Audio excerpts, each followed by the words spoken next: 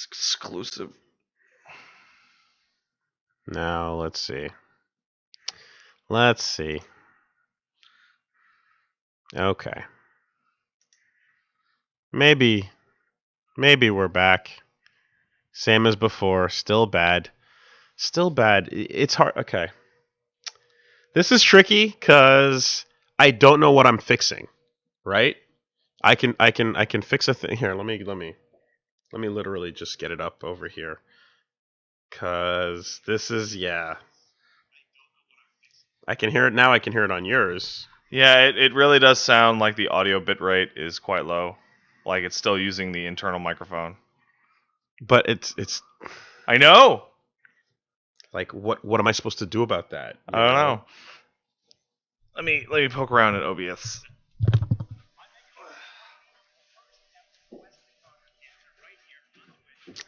Oh my god. You got a mouse here? No? I mean, it's over there, but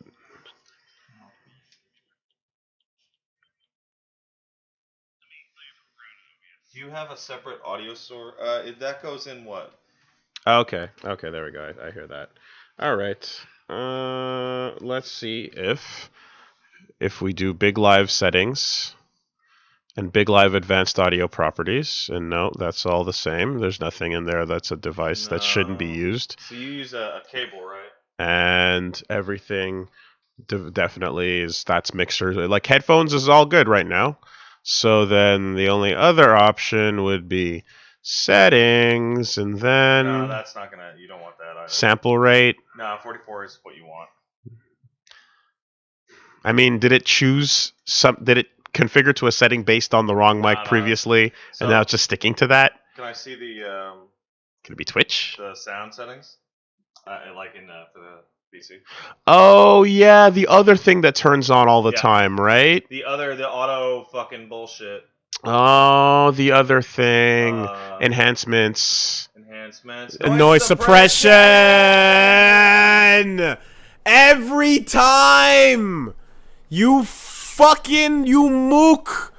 You son of a bitch. This is the worst You Windows setting ever. You fucking thing. Every time with the fucking noise. Every time. Every single time. Holy shit. Oh no, I'm still listening to us. Oh my god, I'm so done with it. I'm so done How many with times? it.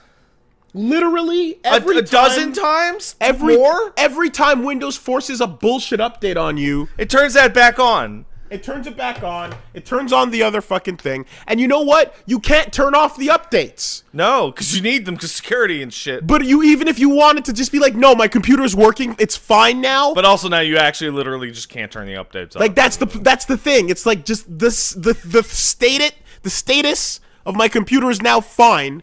Just let it be alone, and you can't fucking do it. I think there might be 20 videos back on the old channel that are fucked to a degree because noise suppression turns on the microphone settings for no reason. It's a setting that makes every single microphone in existence sound like shit. And it always adds like this weird distorted room hiss to every recording. So I'm not sure what noise it's attempting to suppress. And it's the last thing you check every time. Well, yeah, because it's deep in there. Because there's a million other more obvious hardware problems that you go through. Like, am I using the right microphone? Is my bitrate too low? Is it OBS? Is it Twitch? Is it connection? Am I unplugging my fucking fridge again and blowing out the fuse because my fuse box is fucking broken because I plugged out my fridge? How'd you do that? Exactly. I flipped the switch. Yeah. And then it went, I'm not turning back on. And I was like, oh, cool. Oh. So now time to plug my fridge into a different plug outlet because that one's just gone. Because for recording audio purposes or whatever. No, your fridge is good, man. Yeah, well, it's running on a different one because you're not supposed to fucking... You leave your fridge alone. Well, you're not supposed to use a switch, a fuse switch, as if it's a light switch. It's not meant to do that, obviously. But I literally had no other choice because I couldn't, like, the plug is so far, it's in a coat. The way my fridge is set up is as deep inside of a thing. You mean like almost every fridge that everyone owns? So in order to get rid of the noise, I had no other solution but to turn its fuse off. Yeah. Right? So what the I recently did the same fucking thing to a washing machine. Oh, what a dum-dum. What a dum-dum. What else? What am I supposed to do? You're supposed to pull out that huge-ass fridge that doesn't even look like it has the my clearance God. to actually be removed anymore. It doesn't. Which, I don't know how you would ever even replace that fucking thing. And you're supposed to unplug it. Or just leave in the audio with the fridge in the background and the hum, and then it's... Yeah, the hum makes it homey. And then everybody get, you know... I recently had the exact same situation where I'm like, I need to put my hands inside the washing machine's guts where there are electricity cables.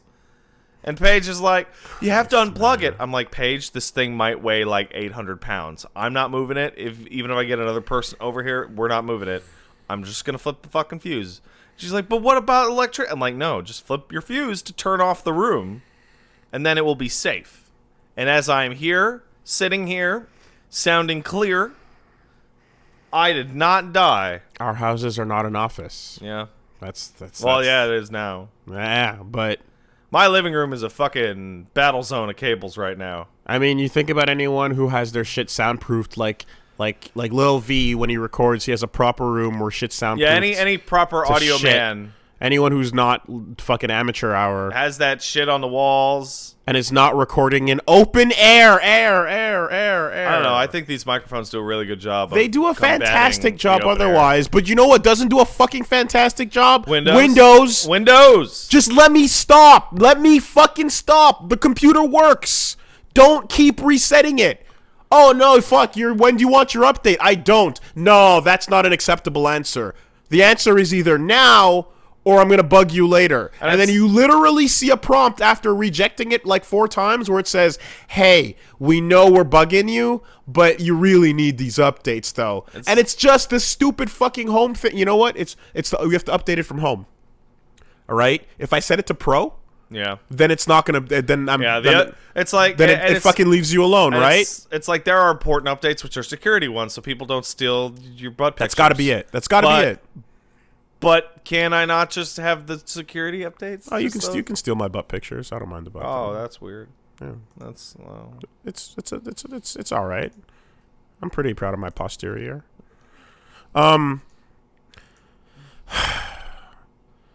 Windows 10 Home. Yeah, I'm gonna fucking make this pro. And then fuck off with these stupid things. Don't do that live. It could update itself. No, that's going to absolutely do the update live and turn the noise suppression back on. Oh, man. Yeah, that's 100% turning it back on, and that's no good. That's no good. I can't believe this.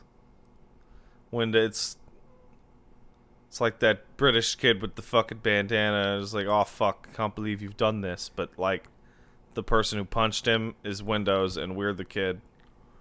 We can't believe Windows has done this. I'm building a fucking story out here. I'm doing it. Looking for more great audio entertainment? Listen to Unauthorized Bread, the first novella from best-selling author Cory Doctorow's forthcoming Radicalized. In this science fiction tale, you'll be transported to a near-future America where technology is tightly controlled and danger lurks. The audiobook edition of Unauthorized Bread, read brilliantly by Lamise Isaac, available now at Google Play. 8 minutes and 40 seconds in. There's write it down. There's something beautiful about the live format that causes magic to happen. Just magic. And then in post, I get to cut and paste. And yeah, you get to rearrange it. None's the wiser.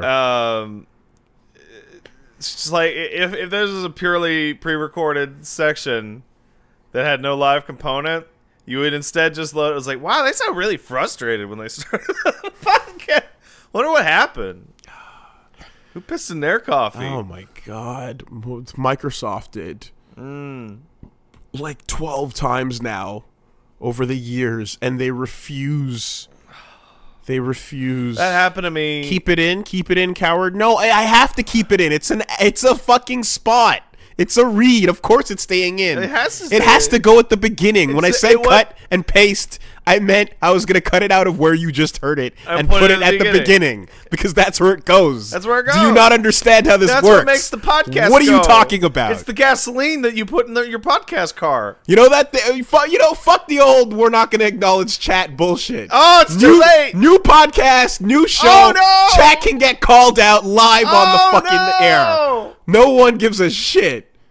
No rules. No rules. You say stupid shit, you get blown up live in both the Twitch and in the MP3 later on at night. Oh, no. I don't give a fuck. I'm feeling some type of way. You're breaking the walls down. Holy Society is shit. crumbling.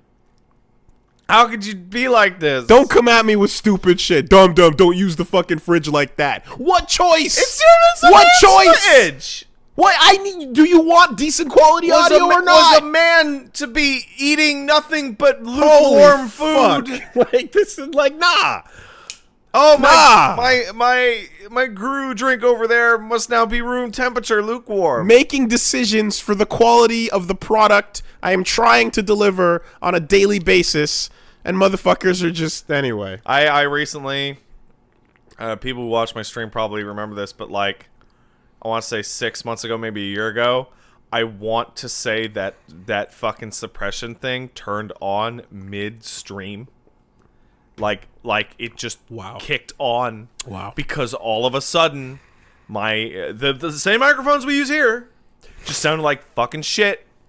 And I could not figure it out for like 2 weeks. So I went back to the Yeti during that period. Yeah. As I spent 2-3 hours every single fucking night just miss it. I bought all new cables. Yep. I have a backup mixer that I pulled out to be like, not.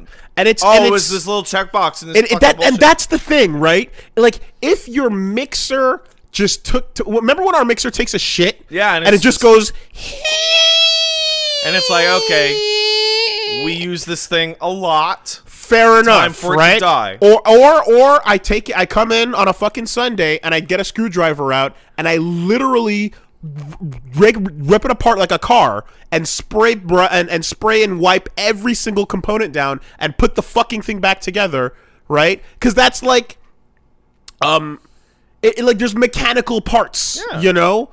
That you're dealing with the knobs and such. Not the whole thing's obviously a mixer is not mechanical, but I mean there's mechanical elements that you can fucking clean. Yeah. And if they don't work, you toss it and you get a new one because whatever. But when it's a fucking little tick box on your OS, because our policy is to now be annoying because we don't know how to make money off of our audience anymore, and we want to go through this whole thing of like, hey, stop using Chrome. Hey, stop. Hey, stop doing what you're doing. We're still here and we're still relevant. And our business meetings are now all about how much can we get away with without completely pissing off the user. That's what Microsoft basically boils down to. The legal authorities of the European Union, in most cases, it's beyond infuriating because it's just like, listen, man, like what are you doing? Why are you doing it this way?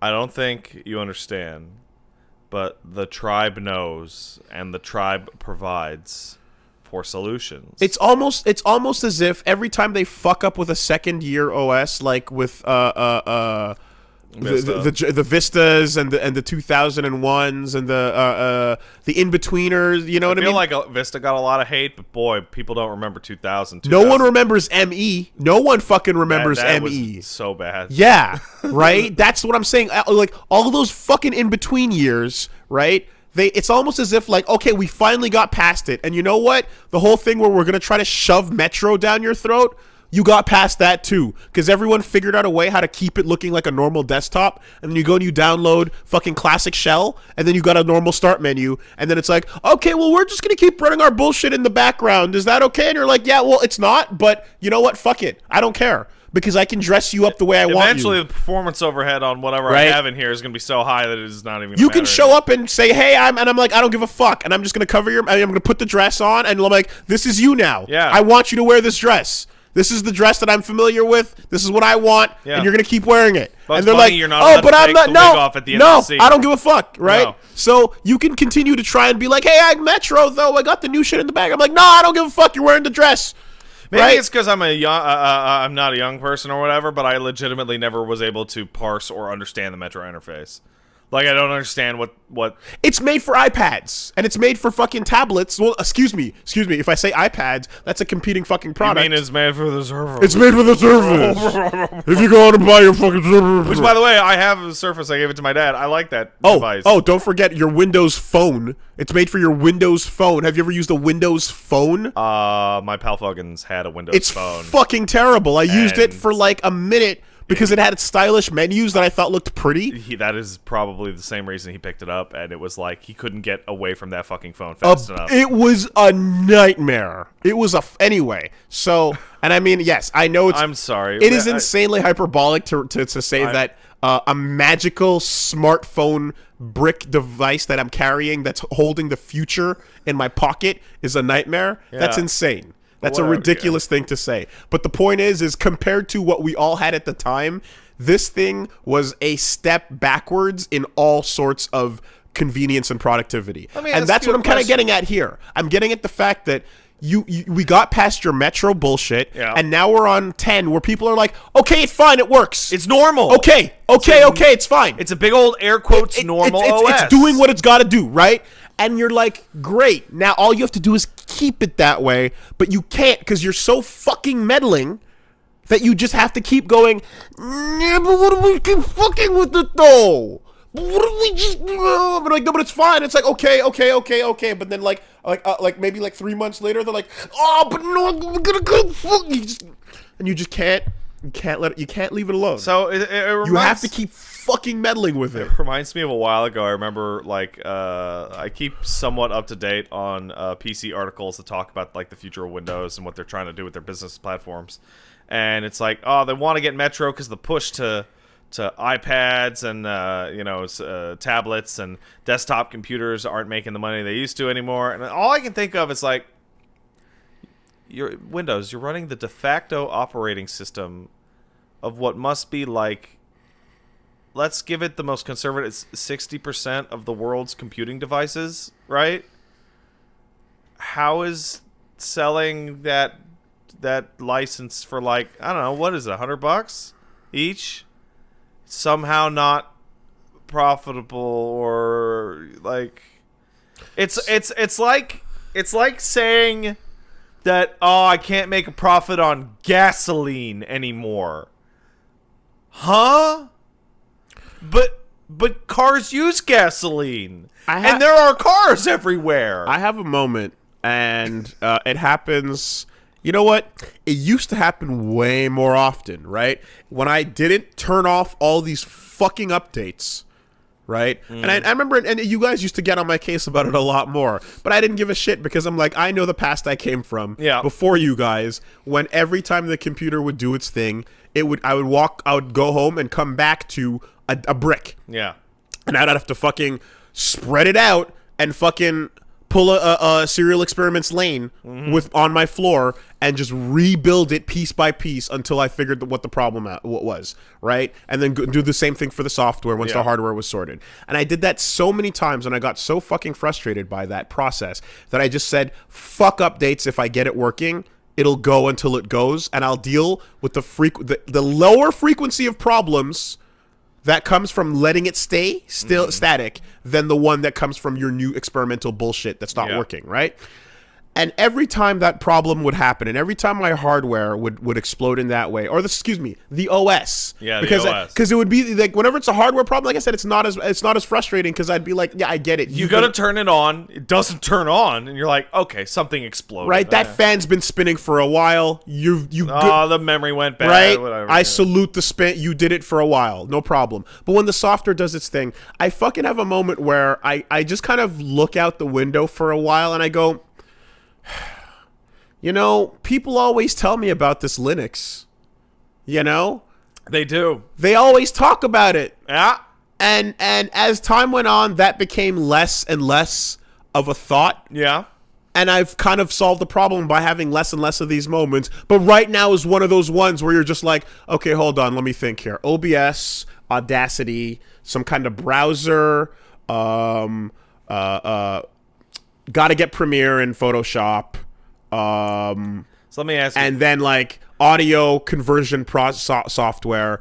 But like things like Levelator are probably not going to be. So let me there. ask you a But I question. just kind of do the mental math to be like, if I just fucking, it would take about a week to get comfortable That's not true.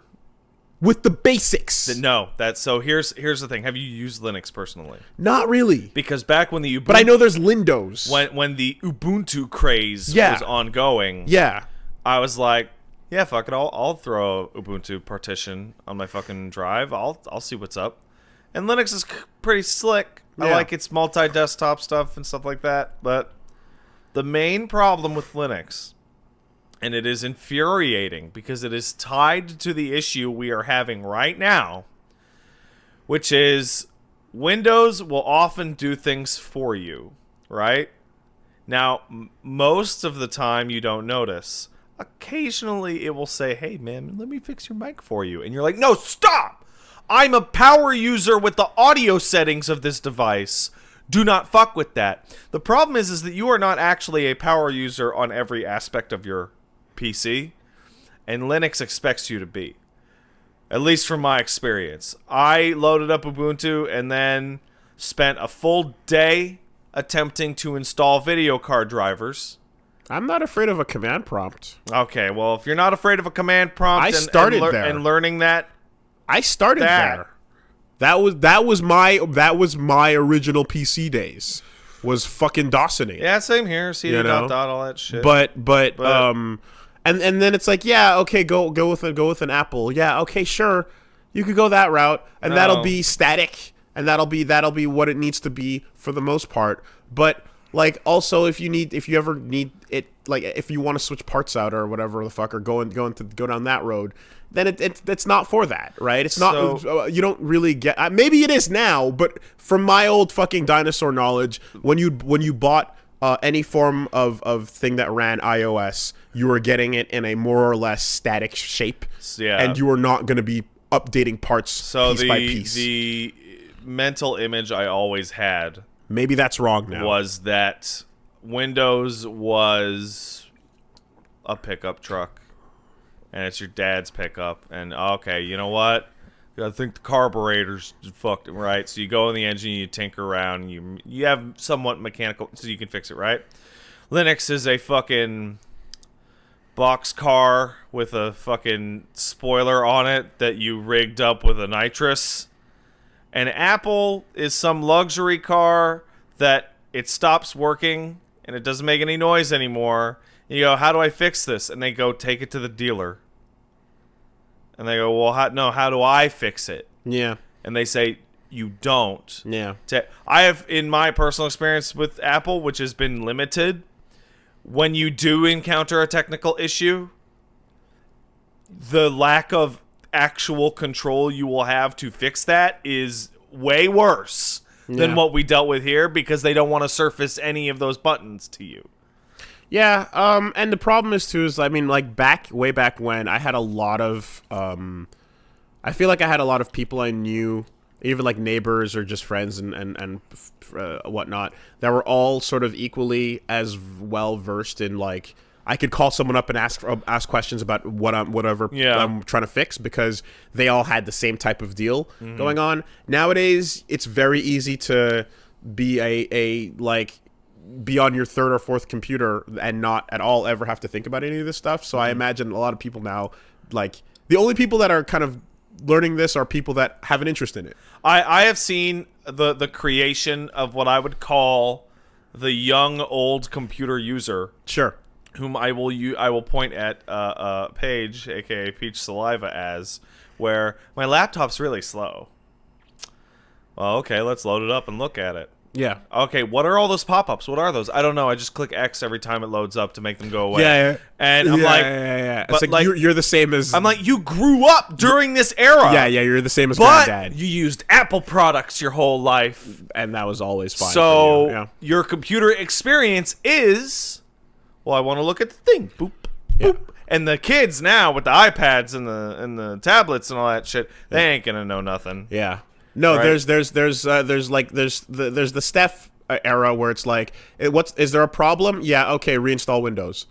I mean, that does work. Yeah, and it's like whatever, reinstall Windows. I've been there, and that'll solve a lot. I've been at that place where I'm like, I am so at a loss for words. I'm just gonna do it. I'm just gonna do it. Yep, and I'm like, you know what? That absolutely, and that worked most of the time. But like, there's every once in a while, if it doesn't, you're like, okay, we got a serious thing. Now we can go in and see what's going on. But yeah, man, like these fucking days with this type of shit, it's just like, well, especially in this specific position that we're in, it's like, let's say, hey, I'm gonna call up Eli, Plague of Grapes. I'm like, Eli, my microphone's broken. He's like, I don't use your microphone. I don't use your PC setup. I don't use the programs you use. I don't know what the fuck you're talking about.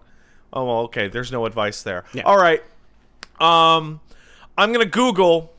Because Wooly loves Adobe Premiere and Billy loves Adobe. Everybody loves Adobe Premiere except for me. I like you Sony like Vegas. I know. But I'm like, okay, so I'm the only person that I personally know in life that uses Sony Vegas. So I'm going to, this shit doesn't work. Okay. How to import MP3s into Sony Vegas, whatever, won't work.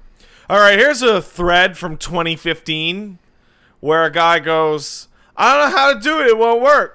And then 10 guys go, I don't know, just do this. And then they go, I don't work. And then the original poster goes, oh, I figured it out. Yeah. Thread closed. Yeah. And that's when I'm about ready to fucking throw a brick through my own window. You know, I mean, back in the day, I'd call up Misha and just be like, yo, how do I do this or that? Or my BIOS is all fucked. How do I get it to not do this or whatever? And you'd be like, oh, yeah, here, try this or that. And like, because he was dealing with the same shit. Usually he was buying parts more ahead of where I was at. And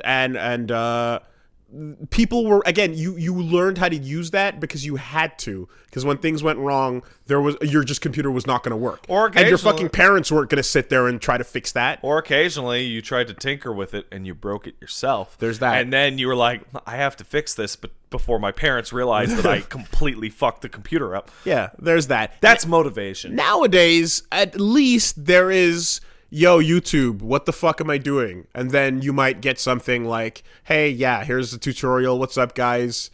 Here's how you do this or that or whatever the fuck. And a lot of the times that'll cover it. My favorite video tutorials are completely silent ones in which the person talks to you by opening up a notepad on their desktop. That's pretty rad. That is my favorite. I like those. Those ones are almost always really good. Yep. Similarly, shout outs to the videos where you see someone whatchamacallit, reverse engineering like taking apart hardware. Yeah. Like they do the like so it's like, oh, you're my fucking whatever, whatever needs like, I don't know, my Dreamcast or my phone or whatever, and they just silently they play some music and they just use the screwdriver to point out the screws. Fast forward. Yeah. Next step. Take off this. Oh, it's beautiful. Watch out. Oh, there's a little bit of a snug here between where the LCD connects to the motherboard. Make sure to not pull too hard, and then there's no words, just visual only. And listen, very carefully pry it apart. That shit's your rad. PlayStation 2, you know that ribbon? Don't fuck with that ribbon. Yep. If you fuck that ribbon up, that thing is a brick. Yep. And you can just use screwdriver gestures and pantomimes, and occasionally a hand going whoa, and then you slowly do what you need to do. Here. Yep. I've taken apart fucking Game Boys. I've taken apart PSPs. Of like how many fucking things I've done just with these types of tutorials, and they teach you fucking everything. Let me ask you, ever replace a CPU or a CPU fan? Yeah. It's the worst. I hate it. It's you don't like applying the gel? It's the only part of anything to do with any piece of technology I've ever interacted with that is not a digital piece of technology. It's like cars have wet parts. Yeah. It's like that. That's, you know what I mean? A car is the driest, hardest. It's over the years, the idea of I'm going to put paste or liquid into my technology. Like, it is repulsive and terrifying because, like, you know, there's every fucking possible way of like, okay, put a dollop that's half a pea, or make a really thin line that's an X, or and whatnot. And then you have, oh god, what was it? Was it Edge or whatever? There was some fucking magazine website that everyone went nuts over because they showed how to do the thermal paste, and they showed how to do it in a way that would damage the CPU guaranteed. Because there was too much and it was in the wrong spot. Yeah, okay. And it's like fucking shit. Yeah, the wet stuff is a little bit. It's not. You have to get used to it. I like the water cooling. Verge, that's who did it. Verge, who did that stupid shit. Okay.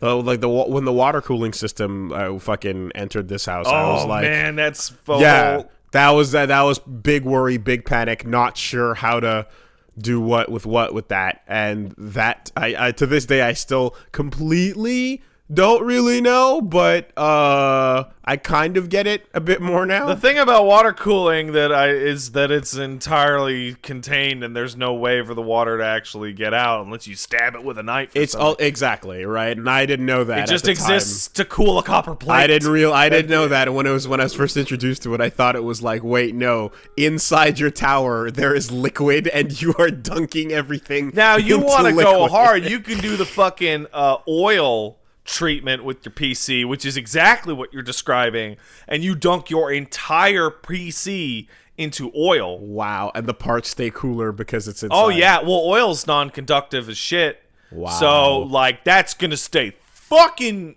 nice and temperate, but I hope you plugged in a USB extension. Yeah, because nothing else is gonna touch that shit. Also, I guess you don't have to dust when it's underwater. In mineral oil? No, I don't think so. I guess that gets rid of that. Fair enough. Interesting. That's weird. But don't drop an open flame into your oil computer. That would probably be bad. That's just a thought. Just stop, Windows. Just stop. Just stop. It ain't hard. Anyway. Well, as we'll see later in today's podcast, Windows and its derivatives seek to touch other operating systems. If you can't beat them, and they're not doing so great in that regard, offer a truce? I don't know. We'll get there. Yeah. That's weird. Break anti-compete laws? I don't know if it gets into that territory. It's just an SDK, but... Well, no, I'm just talking about, like, Windows, you bundling that browser is against anti-monopoly laws in a bunch of countries. Hey. Telling people not to download Chrome. Shout-outs to Jeff's tweet that points out the fucking madness that is Canada and its prices for cellular data. Yeah. Because it is a chart comparing everything from every other country, and leading the pack that is planet Earth is Canada, where most other countries have themselves kind of like coupled somewhere in the middle of this jumble. I want to say it's like Finland or something like that is way down low with like 20 gigs or 25 gigs or so for like it uses pounds, so it's like less than £5. Yeah. And then of course Canadian data where you're getting like barely 2-3 gigs for over 20. I'm paying like $100+ a month to get like 6 gigs of data. Exactly. It's a big ripoff, but I need my datas. And we're the only country in the world that has prices this bad. And now they're going to tell you, they're going to say, you know what they're going to say to you? They're going to be like, well, Canada's really big. We got to put the cell towers everywhere. No. The fucking internet coverage shit. Canada, if you looked at the size of Canada where the population lives, it's like a single U.S. state. Yeah, so... It's just a long strip. Short history lesson.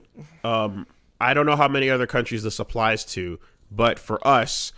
Bell has been a fucking cunt of a company the entire time they've existed in our history. Yeah. Because usually when you put up these communication lines and towers, they're owned by the state. Yeah. State says we need a bunch of infrastructure. We're going to build some infrastructure for phones or whatever. Canada has Bell put the towers up Themselves. and they're privately owned communication towers, which the country relies on for its entire history, so that when we move forward into the time of internet, Bell literally is like, we own the internet in Canada. And then the government goes, we might have made some mistakes. And there's nothing you can do as a competing internet company except rent out Bell's towers from Bell.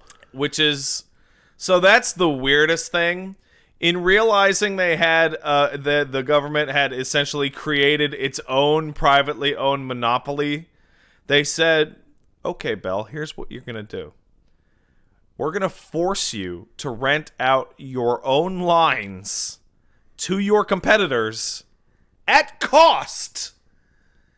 And you're just going to have to deal with it because you can't be a monopoly. And Bell went, oh, it's not fair. And everyone in the world said, I don't care. Fuck you, Bell. You're the worst. But the steps that happened before where we are at now were long and excruciating, because first they said you have to rent them out at cost. And Bell went, okay. So then everyone started creating, all these other tech companies would basically rent from Bell, sell back to you, but repackage the data in different ways. Like some people would offer unlimited, even though Bell wasn't. Yeah. And then they would just futz with the numbers to make it work for them. They try, exactly, right? But then if you became, again, to use a power user, right? If you became someone that was going in way, way hard on your downloads and uploads or whatever, they would fucking throttle you or throw you onto garbage ass pipes, where your internet was now trash because you were using it way too much. And then people but it was still unlimited. Out. And that was horrible. And then, and it would just be all this stuff because basically the moment that you start using it too much, you're costing them money because they're offering you an unlimited service, but they're paying Bell for everything. One of my most satisfying moments, and maybe this is petty because it's not the guy's fault, but there's a little Bell logo on his jacket, so fuck him, is when you have, so out here in Montreal, there is Distributel, there's Tech Savvy, there's a couple internet companies that use Bell's lines because the government says they have to. And the goofiest part is that because they're Bell's lines, Bell has to send their technicians to your house to install another company's internet. Yes. And they fucking hate it because they're not they're not doing it like for you. Yeah. They're doing tech work as a contractor for some other company that you're a customer of. Absolutely. It's so good. But it's also the fucking worst because like the entire time, anyway, like the way this whole thing is set up is madness. And like in a normal circumstance where things developed organically, where like like smartphones, it's like, okay, they came out and then Apple had iPhones and then you had Android phones and Google Pixels come out and whatever. There's a whole thing where you can usually say, in a perfect world, the market will figure it out, right? In a perfect society where everything is just fucking flowers and daisies, competition is the best way. The market will figure itself out, and then everyone can just go, I'm going to choose the service that offers the right one for me. In an ideal society or an ideal world, competition is the best way to get the best thing for any particular consumer, and the invisible hand of the free market will provide. Right? Libertarian cast starts now. No. That's not. That predates libertarianism by like 50 to 100 years. But when your whole country is fucked from the get-go because the technology that has now become mandatory, like your communications and your transportation, starts off private. Well, let's continue the analogy. From the invisible hand of the free market. The Canadian internet is not an invisible hand. It's a fist. And it belongs to one person. And that person is Alexander Graham Bell's fucking skeleton. Yeah. All right? Yeah. And so people realize, like, okay, hold on. There is no market. The market doesn't exist. Yeah. So, and I look at that and I look at, I talk to my pals in the States, and they go, you know, near weekly, fucking Comcast or whatever, or AT&T, and it's like, we might have dodged a bullet up here with the way that it happened. Oh, really? Because since it was so bad so early, steps were taken to mitigate it that will continue onwards, whereas all the American companies are just absorbing each other, and they're going to become one big company, but it might be too late because they might just, you know what I'm saying here? I know what you're saying, but at least someone can compete. But there is no realistic competition in the vast majority of the United States. Yeah, I guess that's already In a big-ass fucking bugged. city, sure. But half of Americans don't live in big-ass cities. They live in rural areas, in which point your choices for internet are maybe Comcast and fuck you. Yeah. So eat it. Yeah. What if, like... There are 4 different internet providers I can choose from right now, despite there being a realistic monopoly because of the way that it worked out. What if, like, some billionaire teams up with, like, Korea and just says, yo, Fios everywhere. Well, that's in like... the Fios for the farmers. That annoys me because... And then we just start installing fucking laser lines So you look at everybody. You look at Canada and you look at the deal with its internet, and I can't speak for the cell tower stuff because I'm not familiar with that. But you look at a country like Canada, which is fucking big. It's really big. It's really wide in particular, right? A infrastructure network costs a lot, right? It costs way... So I'm going to compare a lot to the United States. Yeah. Because they are a direct neighbor. Our cultures are very similar. We run things kind of the same. It's very comparable, right? The U.S. has a lot more shit in between the places that people live than Canada does. And if you go down and drive down the fucking Trans-Canada Highway... You will see that you will go, big-ass city! Fucking 15 hours of wasteland. Big-ass city, right? And you gotta link those with the cables, all that, right? That's expensive. That's basically what Middle America turns into as well. Yeah, but America's population is mostly, like, centered around those edges. Yeah, it's all coastal. Right? Just like us, we're settled around the bottom edge, right? We're next to the border. Yeah. Well, it's temperate there. It's nice.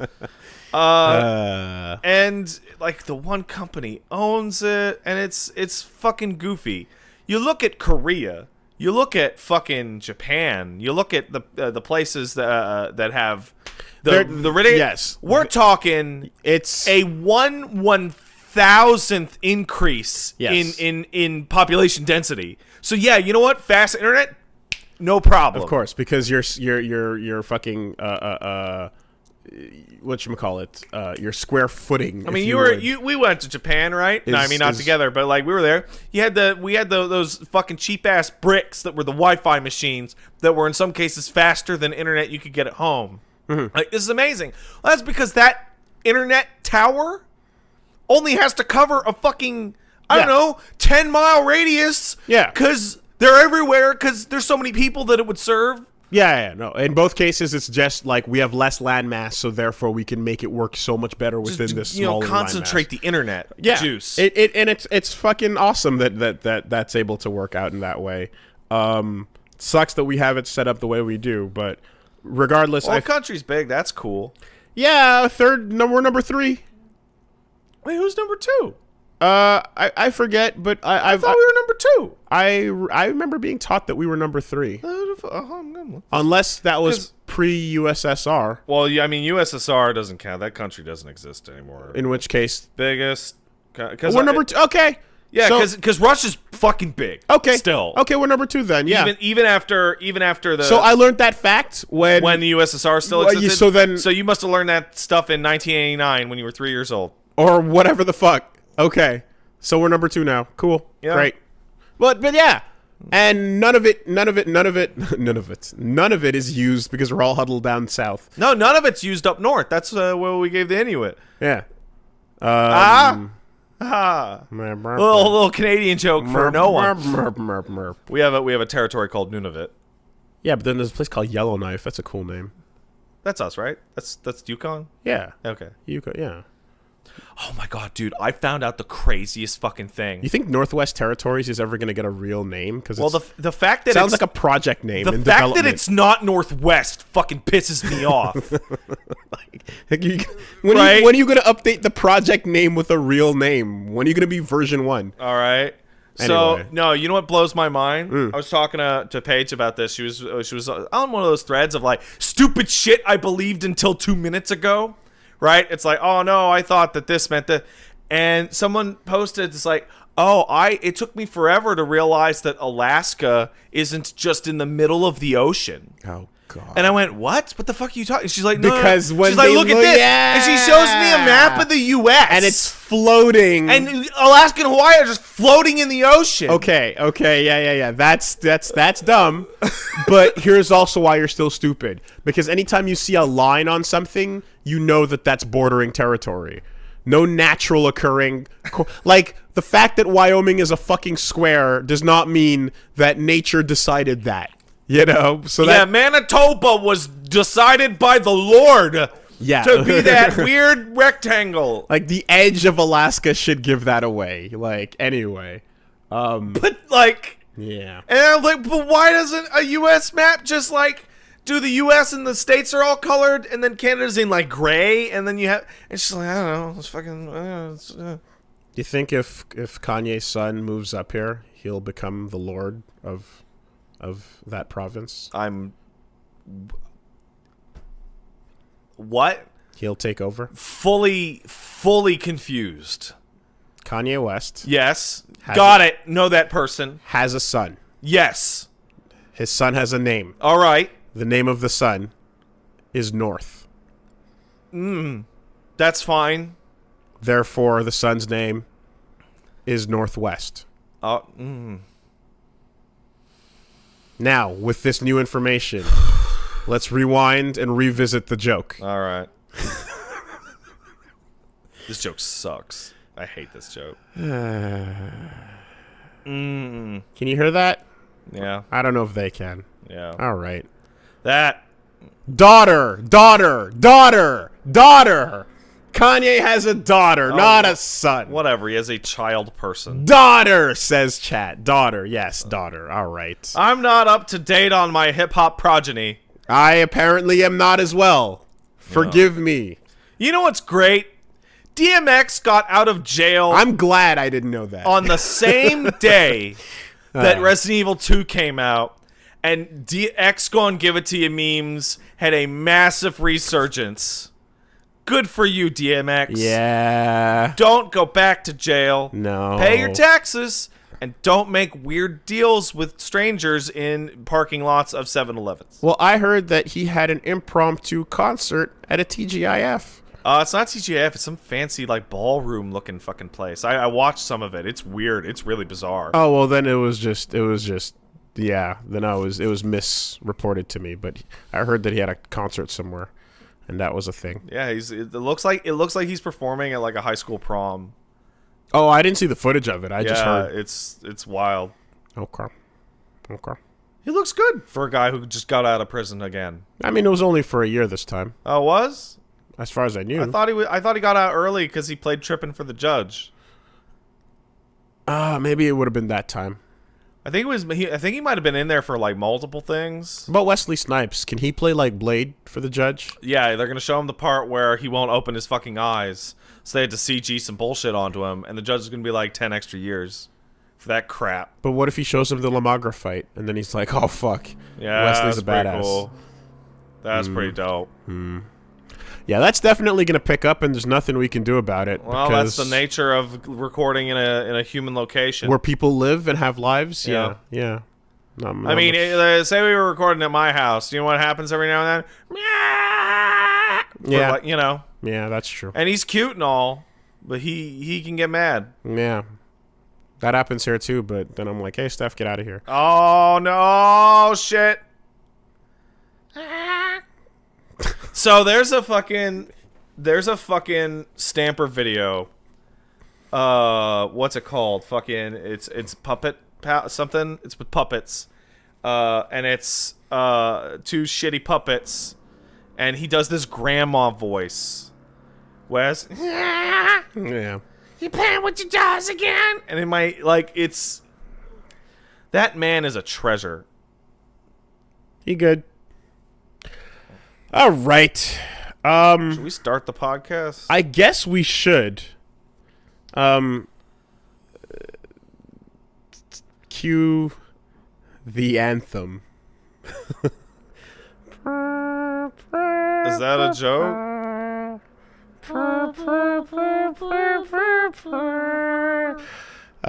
You're gonna have lots of time to get through that anthem in both languages and the bilingual one as you wait on that loading screen. I'll tell you what. All right. So, I'm going to go first because I played... yeah, I think you should go first. I played very little of it. I think you have a few sentences worth of thoughts, maybe even 5. But yeah, that would make sense. I played Anthem for a sum total of 5 entire minutes, maybe 10, right? So my impressions are highly limited and obviously should be treated as such. Don't take it too seriously. Late. I think your tweets were taken very seriously. Well. But, so, I want to talk about a broader topic first, which is the idea of a first impression in general. Anybody out there who's like 13, 14 listening to this, 1, you got good taste. You're going to go far. 2, first impressions are important. Your dad's not lying to you. First impressions are lasting impressions. They are vital. That's the saying. Get a good handshake. Get a decent smile. Learn how to say hello to somebody. And that good handshake thing, people have overdone it way more than they have not. Yeah, I don't say get a strong. I've encountered too many asshole handshakes, and I've encountered very few weak handshakes recently. Yeah. Especially at now that we're shaking a lot more hands in our life these days. Some people are the average really, person has a pretty good handshake. Yeah, but every once in a while, some people try to really hard overdo it. Yeah, no. When I say get a good handshake, I don't mean go hard, because that's a terrible handshake. Learn how to shake somebody's hand, like, oh, hey, nice to meet you. That's it. It's like, yeah, you're being because that gives a barometer of your general comfort with human contact, and yeah, yeah, you're being, don't be that. Video games also have first impressions. Yeah, sure. And it's particularly important because it is the first impression that is attempting to elicit a sale. So the very first impression that I ever had of Anthem was that this trailer is a lie. I don't know if you guys remember, but we did the E3 coverage, and the reveal trailer for Anthem came out, and I'm like, this is a CG trailer. And they were like, no, it's real. By the way, that was totally a CG trailer. Especially if you play the game or watch footage, like that was complete nonsense fakery. I remember because my impression was, Iron Man. Yeah, right? Now that part's realistic. It was a concept thing, but they told us it was real game and whatever. All right, so download the Anthem on the Origin. That's actually strike 1, which is not fair to the game, I will admit. You went straight to PC. Yeah, of course. Okay, but you know what? We have to have this is a second conversation afterwards. But every time I go like, I'm going to take a look at this game, I don't know what fucking platform to get it on. Right. That's the end of this conversation is going to segue perfectly into that. Holy shit. Because I have a whole little plan in my head. So I go, Origin. Okay, that's actually kind of not fair to the game part, but yeah, Origin strike 1, right? Mm-hmm. Load it up. First thing that happens, loads in on the wrong monitor, and I can't change it. Okay. Have to start the game, start to load into the game, go into the menus. Now I can change my monitor. Okay. All right. I'm in a hub. It runs bad. Like stuttery, and it feels unoptimized, and it's like I'm throwing a fucking Titan Pascal at this. It's the second most powerful, thing. Like, this should be cake. Okay, well. Did you attempt any? I futzed with the settings. I couldn't get anything, realistically to run how, in my mind, it should have run. Okay. All right, I'm going to walk over to the robot that you get into. You walk into the square. Mm-hmm. That's a cool animation. Mm-hmm. And all I can think of is, like, this is taking me a while to get to the robot. This is going to be possibly very annoying when I'm just hopping in and out of missions, but, whatever. Hop into the robot, get into the mission screen. I actually cannot figure out how to start the mission for a good bit. I thought I was the stupidest fucker in the world, only to have other people point out the same thing to me unprompted.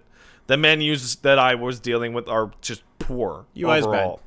The menus is bad. Load into the game and go, okay, got to jump, got to melee. Okay, you use abilities, the cooldown. Shoot the gun, fly around, and just nothing about the movement or the shooting or the way the abilities pop or I ran down and shot a guy for a couple minutes. I'm just like, this feels like the Division with slow flying. And when I say slow flying, I mean like they're throwing a lot of speed lines on the screen to tell you you're going really fast, but you're not really actually going very fast when you fly in that game. It's kind of like a jog in the air.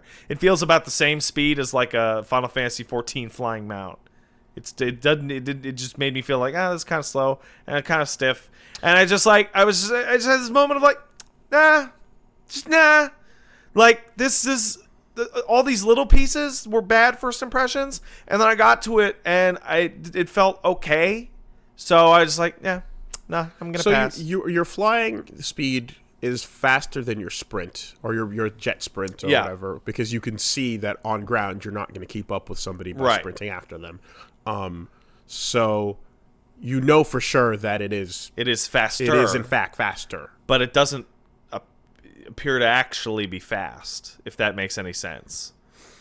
Okay. Like it seems to be a marginal improvement, and then I turned the game off, and I'm like, all right, I'm done. That I'm not gonna bother. I'll wait for the full release if need be. And then I went to Twitter to talk about it, and someone's like, "Did you play it on PC? Be careful, because that demo can fuck your hard drive up." Funhouse made a video with 2 out of 4 installs getting a corrupted hard drive. And I went, "Are you?" Yeah, been saying it a lot lately because Eli stuck it in my head. But bitch, are you for real? Mm-hmm. And I deleted it off my thing, and then you called me.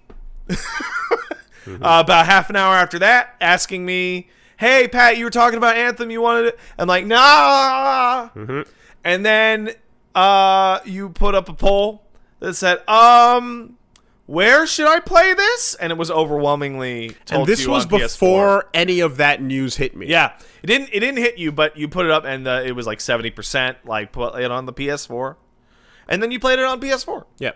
And now I pass the baton to you. So in general, the that question is always going to persist, because that's one that is like, my main thing is my computer's good enough that it'll run fine on whatever. Yeah. So ultimately, my only real choice is, where are other people, so that if I want to play with multiplayer purposes in mind, I can play with you guys. Or is one version fucked up in some way? In some massive way, exactly. And that is always like, just fucking throw a dart. I don't know, right? It's literally game by game. You can't even trust specific studios to get it right. So then I was kind of just going like, okay, do I feel like so then when I went and I bought like Ace Combat, right? I was like, do I want to switch to HDMI tonight? No, let's just keep it plugged in. All right. That was it. So I said, let me just buy it on Steam. And that was the only decision. Yeah.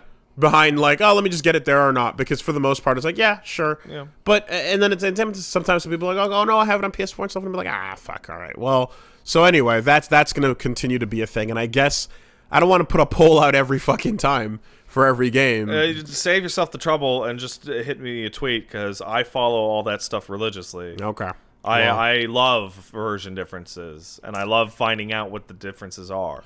But I also want to know like population differences. I can usually tell. So population-wise, Steam Spy will tell you one thing, but then population-wise, this game will do much better on consoles than it will on the PC for a bunch of reasons. One, the Warframe community is a lot stronger on PC, and there is obvious direct competition. Two, this is a fucking console game. That demo doesn't have the right prompts in a lot of cases, so when you're using your mouse and keyboard, it'll tell you hit down on the D-pad.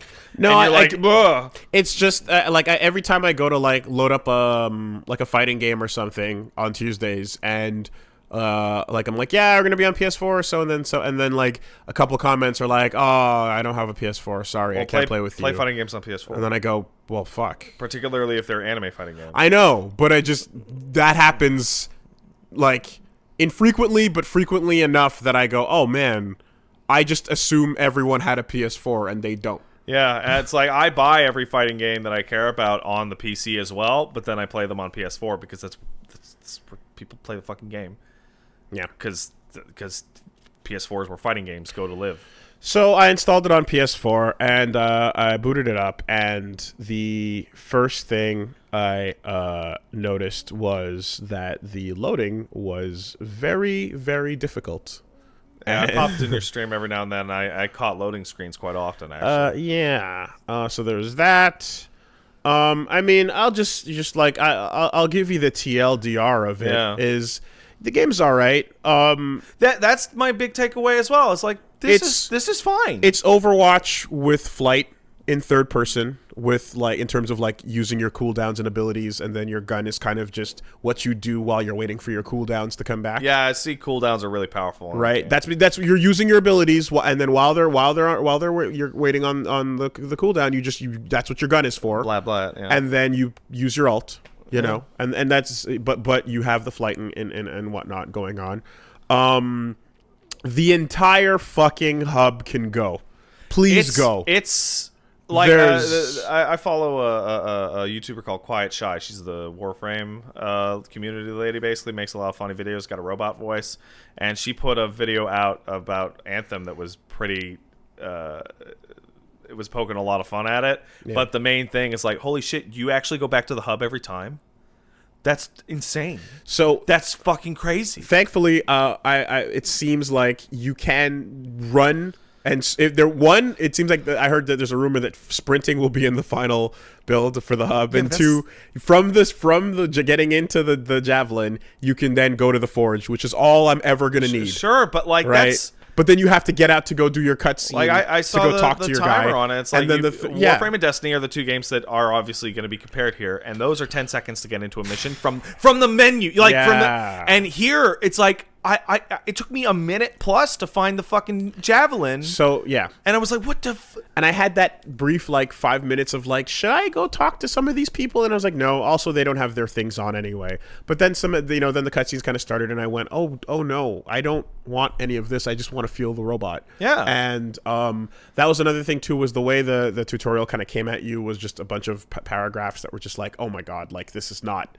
Let me just get hands-on right now. Yeah. This is really important. So, so that entire hub can just fucking go. Just it is the walking around Abstergo, I guess. Yeah. Right. In a game that you're supposed to be mission. Right. And it's like, come on, that's no. Once you're in game, I found that I was fine with the feel of it. I thought it was doing what I expected of it, and that was cool. A flight. I really grew to enjoy. Mm-hmm. And in particular, I will say this, like, so you gave that a little brief spin, and then that was the end of it, right? When you unlock the second javelin. Yeah, I did see people saying that Interceptor wasn't their cup of tea. Huge difference between, you mean, whatever you started as, wasn't their cup of tea, and the second one is a lot more fun. So you pick one of three, right? Yeah. And then one is a mage, the other is a heavy, a Hulkbuster, and then the third one is the Interceptor, which is your ninja. Yeah, and so been told the Ranger is your default Iron Man that gives you your Master Chief, generic balance or whatever. Yeah. But everyone was, and it puts the dome shield, right? Everyone was really heavy saying to me, well, two things.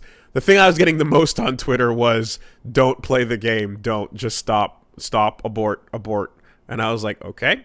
And then the thing I heard second most was, okay, but you're going to just Interceptor, though. You only get to choose one. Yeah. Don't go any other way. We know you. I have been told that the Interceptor one is the one that has the movement the closest to Warframe, which is a weird way to frame that. Yeah. And I look at that game and I'm like, how do I put this? Like, the game is fine. I think it's going to launch in a fucked up technical state. and I think it's going to launch with too little content, and I don't particularly feel anything about it as exciting, but it's probably fine, like, to play, right? But I look at it, and I look at it as the most possible, like, I can see cynicism in the look. I can see cynicism in the design. I'm looking at I'm looking at the robots, the javelins, and I'm like, is each of these a different fucking game? Also, yeah, to rip off? Well, the other problem is like whatever is good in there is all, like what? There's a hate train rolling. Is the Ranger the Destiny robot? There's a hate train rolling full steam ahead, and that hate train is fueled by anger at EA. Which is justified. So it's understandable. And that one screenshot that came out that nobody wants to talk about from EA, which is, are skins gonna cost fucking $20? I didn't see that. That's crazy. There's a screenshot out there. That's insane. That says it will cost 2,000 fake fun bucks or whatever to buy a skin, which would likely convert into $20. For context, the pricing of like a Warframe thing is $3 to $6 ish for a cosmetic item. Destiny is fucking engram based, so it's different. But like $20 for a skin would compare to, say, a Fortnite, right? I hope that's not true. I hope this is unconfirmed. As we all know, is free. It doesn't cost money. I hope that ends up not being the case, because that would be a really stupid move. It would be wild if it was $20. Like, what people might be looking for when they come to this game might be locked behind level 12, right? Which is your choose your neck, your second really that javelin, far in? right? But you start at 10. Okay. Oh, in this demo. Oh, okay.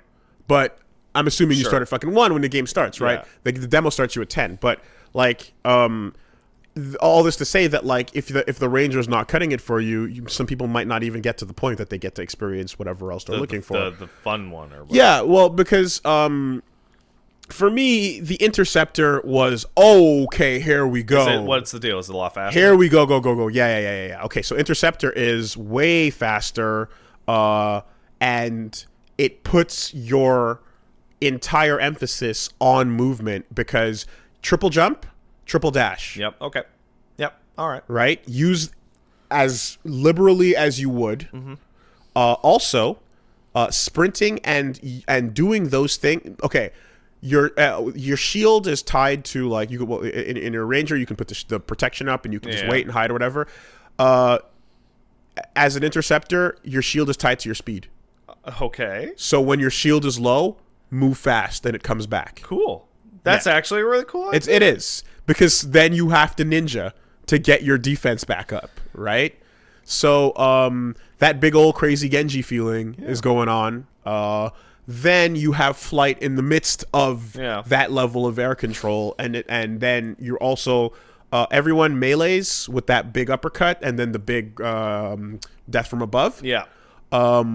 Interceptor combos and keeps going, and melee and has a big string, right? And then its ult is invincibility while your melee damage doubles or triples. Okay. Yeah. So it's all about the rush down melee thing and speed, and that makes the flow of that suit way more fun than the Ranger. I saw Eli complaining about the heavy and how the heavy apparently doesn't feel very good at all. So Min spent his time with the heavy, and what I've heard from most people is that the problem with it is that it's not heavy enough. All right. Right? And that effectively it's coming in and it's drawing it's supposed to draw all the aggro and tank the damage, but it's not tanky enough for that purpose. Okay. So like maybe it doesn't necessarily work out. But there's a video of endgame footage that IGN put out where they're like, oh, here's like everything max leveled and going into the Grandmaster 3 challenges or whatever, and like the amount of pips of health that it gets later on Are absurd. you just can't even see them yeah. anymore, right? So it seems like it might start that way, but eventually ends up being absurd in terms of how much health it gets. But everything also gets like a fucking 3,000 HP modifier, percent, modifier and whatnot. Like everything gets insane, but your weapons get it's all through the roof, whatever. So that was the main thing. Is once I switched to that second javelin, it felt a lot better. The cosmetics, the promise of how you color your parts and choose your shaders, I saw that as wild. is really, really cool. I mean, I wish I could spot color. Like I saw Regardless, I saw a color wheel. I saw choose whether or not you want worn rubber, Yeah. you want brushed metal. anyone who knows Corel Painter is familiar with the color wheel with the triangle in the middle, and it's like, oh, that's fucking really, really in-depth color wheel. You can get a lot out of that. No. Full on RGB numbers you can play with and grab. Nothing I know of adds shaders as well, like what kind of material you want each surface to be. It's extremely rare Unfortunately, in almost anything to actually alter the material look. For Honor gives you different types of metal as you level up, maybe, but it's very minor. unfortunately, because of the way it's laid out and the UI not being super intuitive, a lot of people were like, wait, how do I change the color? Because when you go to that paint menu, it seems like you're only selecting materials, right? And the color at the end of the material is like a bar on a menu, Yeah. and then the end of the menu has a little nub with the color on it, and you have to move the cursor over to Yeah, that. the UI is just it's pretty, not pretty intuitive. weak overall. It not it's fantastic. apparently especially bad on the PC because like there are menus that like will not register the mouse at all, and you have to move with the keyboard, and it's like that's goofy. When I first entered and I was looking at that main screen where it's like, how do you launch, right? And I saw the launch expedition, and I was like, okay. And people said, don't do your expedition yet. Go do free play first. And I was Yeah. like, okay. So I assumed that launching expedition would be the thing not to do. And I'm looking, and then it's like, okay, so the first part on top, I'm like, is entering into what I see here as the mission going to bring me to a menu to choose? No. Or is this going to start? It's- And it was just unclear. Yeah. The thing that worries me when I look at that, like the materials and color wheel stuff with Anthem is actually amazing. Yes. Like Warframe has palettes, and those aren't as good. I made my unit 1, and it Right. was really satisfying. Destiny has their shader system, which is a train wreck. But I look at that, especially there's a screen of like, here's 20 different materials. That is, not, in my opinion, not a realistic portrayal of what that screen is going to look like when you play that game. There's a whole second menu of like purchase, because those are all just defaults. I seriously doubt that. Okay, well, I seriously doubt they're going to give you like a dozen different material. I imagine that all of those will be locked. we'll see. But what the demo had was you go to the second screen where you can purchase, or it's usually purchase or craft on that second part, and then there was other types of materials like wacky patterns and Yeah. stuff, decals and so on. And then there was another layer as well that I only found going back afterwards, where there's material, there's color, and then there's dirt level. Yeah. How dirty do you want it to look? Do you want it to look brand new? Do you want it to look normal, like you've had it for a while, used, super busted up, or new but covered in grime? Yeah. You know? And like, so that's a whole other level as well. So like, yeah, the level of Javelin customization, I'm very satisfied with. They did quite a bit to make your thing look unique, which was why when we loaded into all those missions and I saw generic ass motherfuckers dropping in, I fucking yawned. I'm like, I can't believe I'm the only one that bothered. When you load in a Warframe, Because all I saw was generic ass fucking colors, and it turn was around such a and bummer. you see a fucking rhino with the fucking default colors. You're like, motherfucker, what game are you playing? What is this? What are you doing? It was terrible. How dare you? I hated that. It takes 2 seconds. Just go in, pick your favorite color, and over. But you know what? The UI made it so that maybe you couldn't find the color. Maybe they looked for it and they couldn't find it and went, fuck it, I want to play. Right? So that's how it be. So that's how that goes. In the game, though, right? So then free play, I did free play for a while. I went back in afterwards as well, too. Just to see, and there's these world events and these things, and it's like, yeah, you can kind of just fly. The underwater stuff is really cool. It's really pretty when you fly up high into the sky. Yeah. And when you're soaring with like 3 other people and you're all like doing fucking Star Fox formation or not, but you're like following the same path together and going underwater together and then shooting out together and fighting. It's like a nice flow, you know, which is what the vision of that trailer, the rendered trailer, wanted to capture that feel of like Iron Man together, through the skies. Iron Mans. We're gonna go get loot. Iron Man under the water, Iron Man out of the water, and then fight, and then fly away again. And that's that feeling of being able to, like, you're standing still, you do a thing, you give it, like, I went to a world event, right? Took out somebody or whatever. You both do the little wave, and then you just jump off and blast off the other way. It's like, yeah, this is cool. The missions have some really, really weird decisions in them, such as puzzle solving. In one case, you're puzzle solving where you have to, like, find the color in the room on the platform and then match the door to that color. I saw that. Yeah. And I'm like, okay, so this is me and Min talking. So we're going, oh, yeah, this is how you do it, or we figured out how it works, and you got to go find the thing. Doing that with randos with no mic is nightmarish, and that's the end of your mission. Yep. That is the fucking end, because if they don't know, or you don't know, then you're going to be wandering around trying to figure out what to do. But if one of you figures it out, the others are still going to be changing the colors because you're solving the mission together. So the fact that they can go and fuck up your thing while you're trying to solve it is... That sounds great. The stupidest shit ever. That sounds awesome. So if that is going to be a thing that is in more than one place, I don't think that's a good idea, right? The other puzzles type of things were just like bring the object back to the location while the fight's going on, which is much more like, yeah, you can't fuck that up as hard. And then you have your big fucking boss fight. Oh, I saw this. Yeah, where you do the big old boss. I fought. There's 3 bosses in the demo, and I fought both of them. And then you take on that last big old bug. And right now in the demo, there's a consistent thing where that's consistent. People are getting it half the time. It's like a 50-50 shot of you getting probably within 5 minutes of a fight that lasts like 40. Yeah.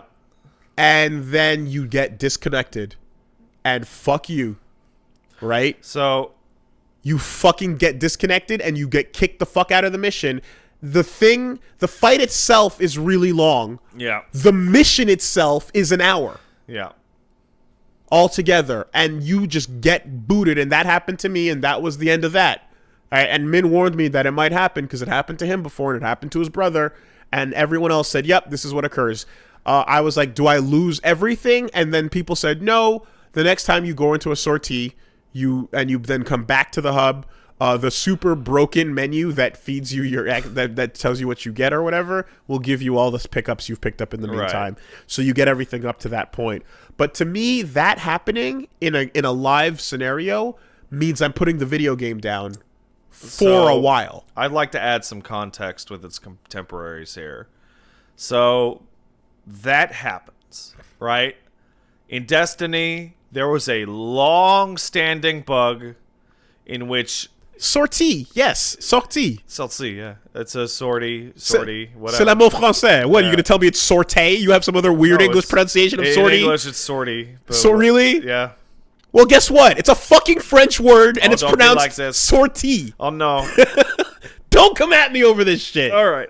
So, Destiny 2, when you ran the raid would take a while. Take 3 to 6 hours. It's a fucking long-ass thing, right?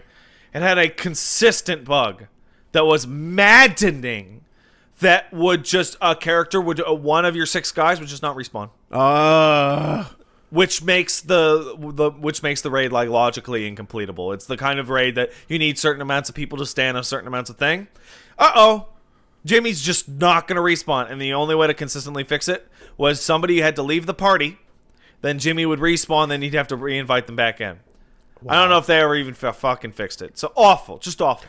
Warframe has a long-standing issue that I want to say they have mostly mitigated with host migration, because it's actually peer-to-peer, in which the host leaves. You failed to reconnect to the new host. You lost every single item that you picked up in your mission. That sucks. Fuck. Right? Anthem seems unique only in the fact that it is this encounter that is causing the server shenanigans, right? That's weird. That's actually... I'm not saying it's even worse. I'm just saying it's odd, because that's a bug. That's not like the system sucks, or it's just like... Okay, so list of bugs I've encountered over the 8-hour stream that I did, and then... You did 8 hours, Anthem? I did an 8-hour stream, and then despite... Because I was like, I want to do it all in one, and then I'm done. Yeah. But then last night, I was like, fuck it. Let's just throw it back on for a let's little just bit. touch it. Yeah. Well, just to get more time in with the Interceptor. And I did, and I'm glad I did, because I got to see the extra free world stuff. And some more bugs. So,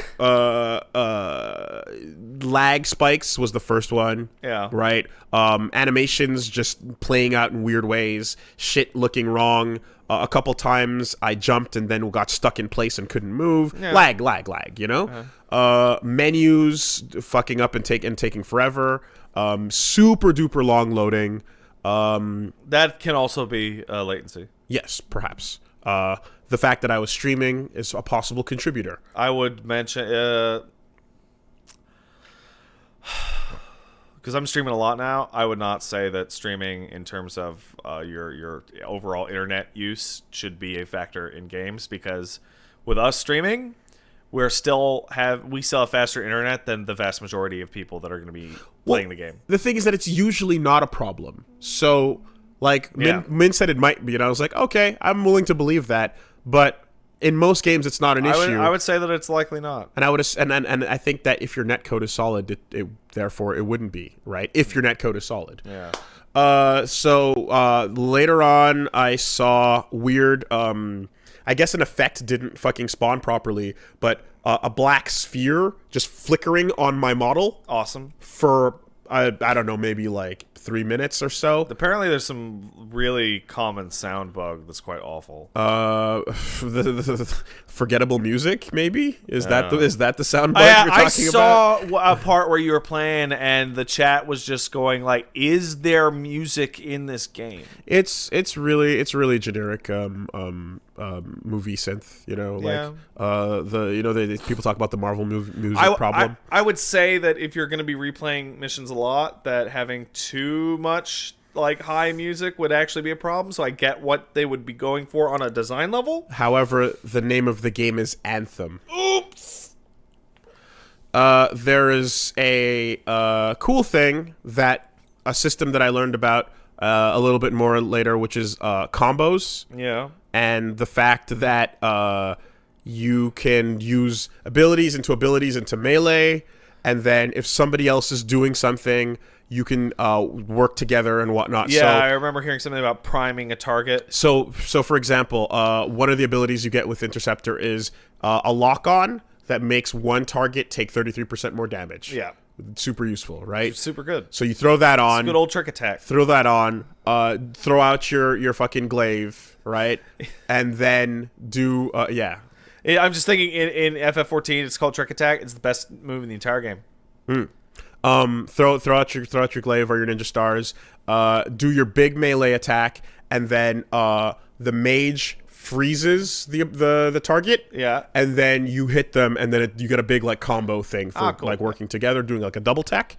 And also, if the mage freezes the area that you're in when you do that attack, you are now ice buffed. Cool. And all of your melee is got ice damage on it. That's cool. And when you run on the water, it freezes under your feet. That's really cool, actually. Yes. So that was stuff that when I popped it in the second time, I discovered. The common one was leaving expeditions and or missions, and that level up screen showing you at level 0 and showing you no rewards, even though you have all rewards. Oh, that's weird. I don't like that. And then you just get straight to a loot menu, but none of your actual bars are moving or doing anything. Don't like that. And then, of course, there's the literal crashes that occur. Yeah. One of which dropped me out of the game. I sent a report in responsibly to Sony to ask them what happened. Yeah. And then the inability to reconnect to the main server. So there's a weird discussion that I feel like that I'd actually like to touch on about the technical state of the demo, right? So that experience seems fairly common. What you just described, I've been seeing people talk about it, and from what I can ascertain, the PC version of the game is in a significantly worse state than the console versions, right? Now, game's not out, right? That's always the very first thing to point out, is that the game is not out. However, the talk from EA is, this is a really old build, so old. This demo was pre-alpha. And it's like, you're not calling it a demo. Sorry, you're not calling it a beta. No, it's called a demo. It's a demo. Mm-hmm. This is a demonstration of what you think this game has in terms of value to entice me to buy it. And that distinction is relatively important. And that's why me and you and everybody gets all up our own asses when they call what are obviously demos betas and so on and so forth, right? You felt this demo was an appropriate representation of the game.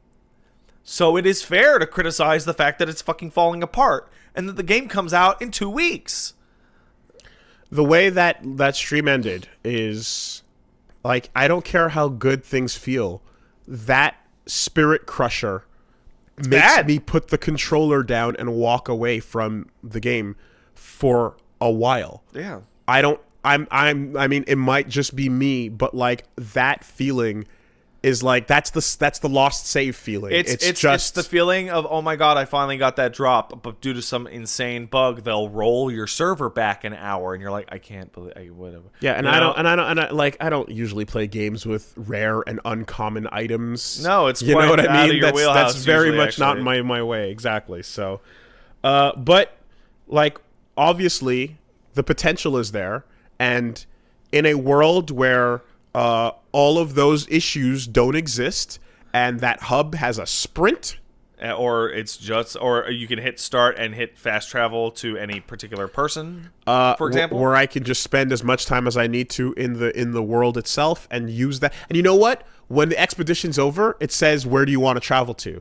Good. Right? And right now it says, and it's pointing to the hub. Maybe that menu will be expanded to be other map locations, so you can go from Monster Hunter, for example, map to map. Yeah. Right? If you can do that, then you've got yourself a game with potential. You've got yourself something solid there.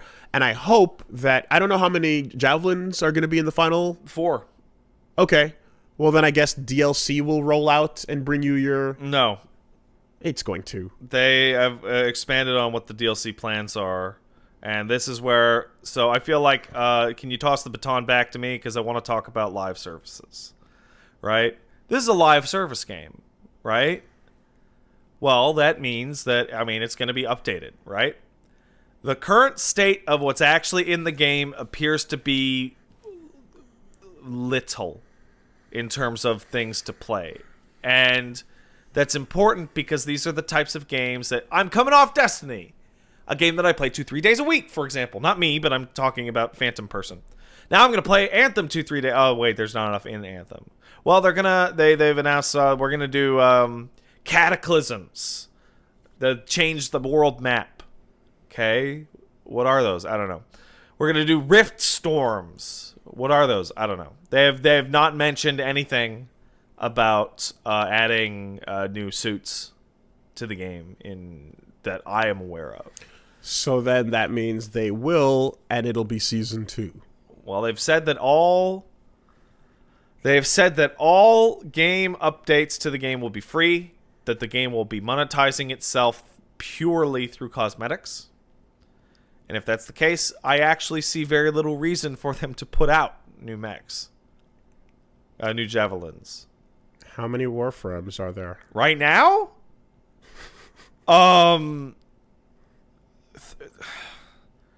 37, and they just announced 2 more? Now, granted, Warframe's 5 years old, and you can buy those fucking things for, I don't know, like $20 each. The difference is that you can also earn them. And here's the rub, right? Warframe has a relatively complicated in-game economy, right? That I think most people would say is fine. Destiny only has, for most stuff, you hit the raid, you get your drops, whatever, and then you have your fucked up microtransaction thing for cosmetics. Nobody knows what the fuck EA is going to charge. So you can get everything in-game as well with in-game currency. But how much? And how long? And how, Yeah. And this is where I would say you take the perception of responsibility, not responsibility, of power away from BioWare, and then you start thinking about you're dealing with EA goosing their numbers, and it's like Digital Extremes is an indie company that I think has treated their customers with class. What does a move list on an average Warframe look like again? Move list, they have 4 abilities. Okay. Yeah. So it's actually comparable. It is very comparable, Wooly. Mm-hmm. It is suspiciously comparable, I would say. It is. Oh, by the way, it's 1, 2, 3 and an alt. Mm-hmm. And I think Destiny and Bungie and the way they've run that microtransaction store has been ugly and bad and has damaged the game. And that's fucking Activision, let alone EA, who was responsible for that Star Wars Battlefront shit. So I think some fucking trepidation about how that game's gonna actually work with the with the item part of it, Yes. is appropriate. I think is very appropriate. And I think the fact that it's gonna run on Origin on the PC, and it will also tie in Origin a little bit on consoles, and worrying about that is also appropriate because Origin sucks. And I think that worrying about the fact that they released a demo that DDoSed Origin into crashing is appropriate. That's fucked that happened. We'll see the state that this launches in. I would say that if the game is coming out in 2.5 weeks, Yeah. knowing the way QA works. Yeah, you would know better than anybody. But here's the thing: if they literally said this is an old build, Yeah, they said it's a couple weeks old. then the things you need to fix for that rolling start, if you're dealing with the most critical issues, it's those crashes and those drops and those latency issues and that server hit hammering, which means the smaller, more annoying, little annoying things are not going to get addressed until way after. Like changes to the hub design, for example. That's a while. So that day one patch is gonna get it into not tip-top shape. Tip-top shape is not gonna happen for a minute. It's really weird to me because I look at this game and I said it before, but it feels very cynically made.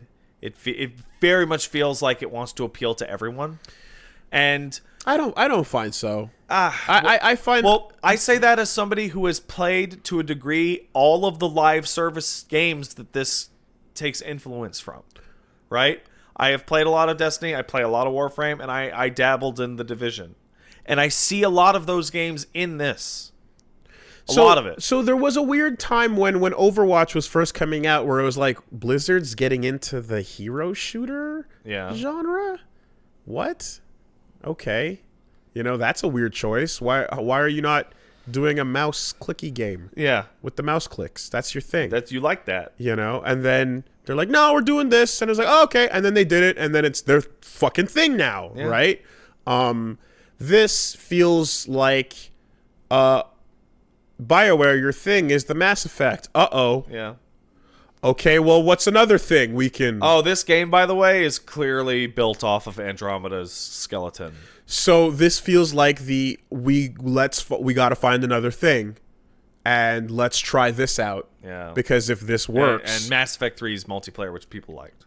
Yes, but it's like, if this works, then this can last. Sure. There's no, like whenever that story ends, who gives a fuck? People are still online playing in this world, doing stuff, and you can warframe it. You can keep I think back, the legs going for a long time. I think back to when this game started development, was when Destiny was hot, and that's Activision's baby, you know?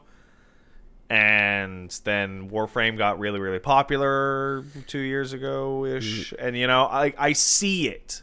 Like, I see the little pieces. And Division apparently got better, and people are really excited for Division 2. And I look at it, it's like, it's the MMO thing with live services, right? Because live services are pseudo MMOs, right? There already exist winners and losers in this space.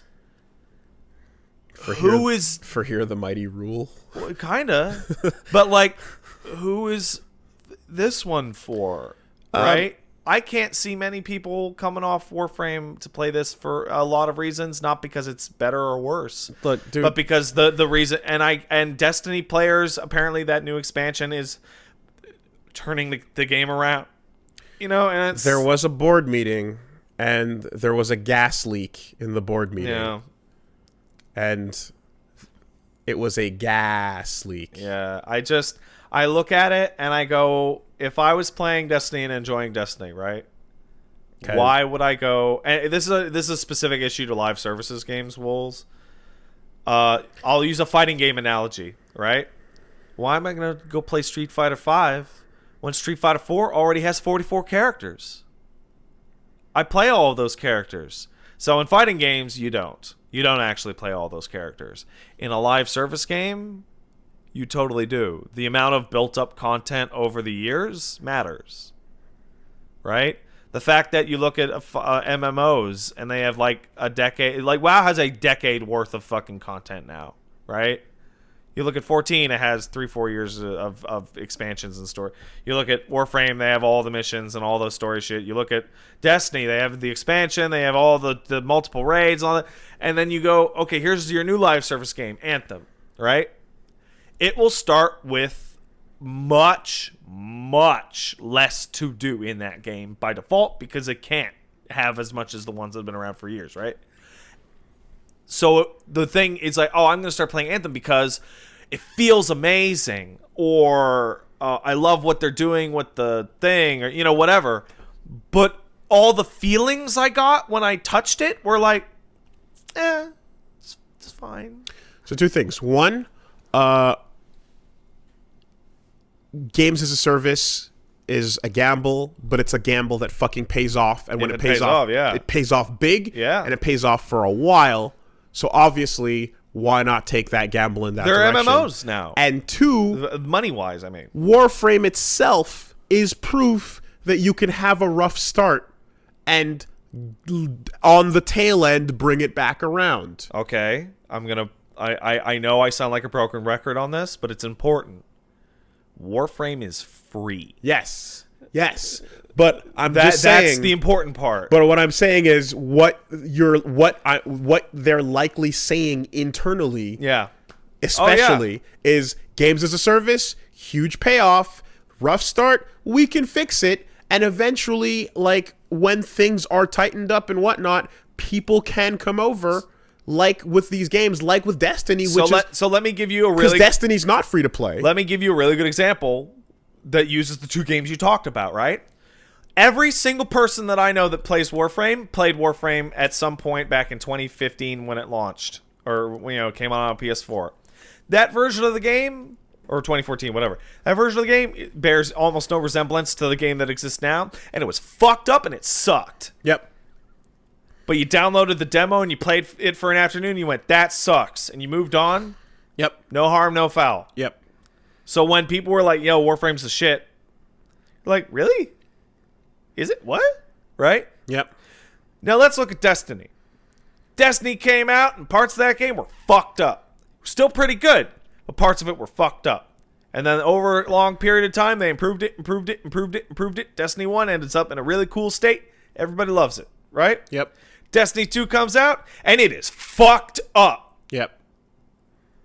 But I bought Destiny 1 and went through this song and dance before, and I felt like ripped off for a year.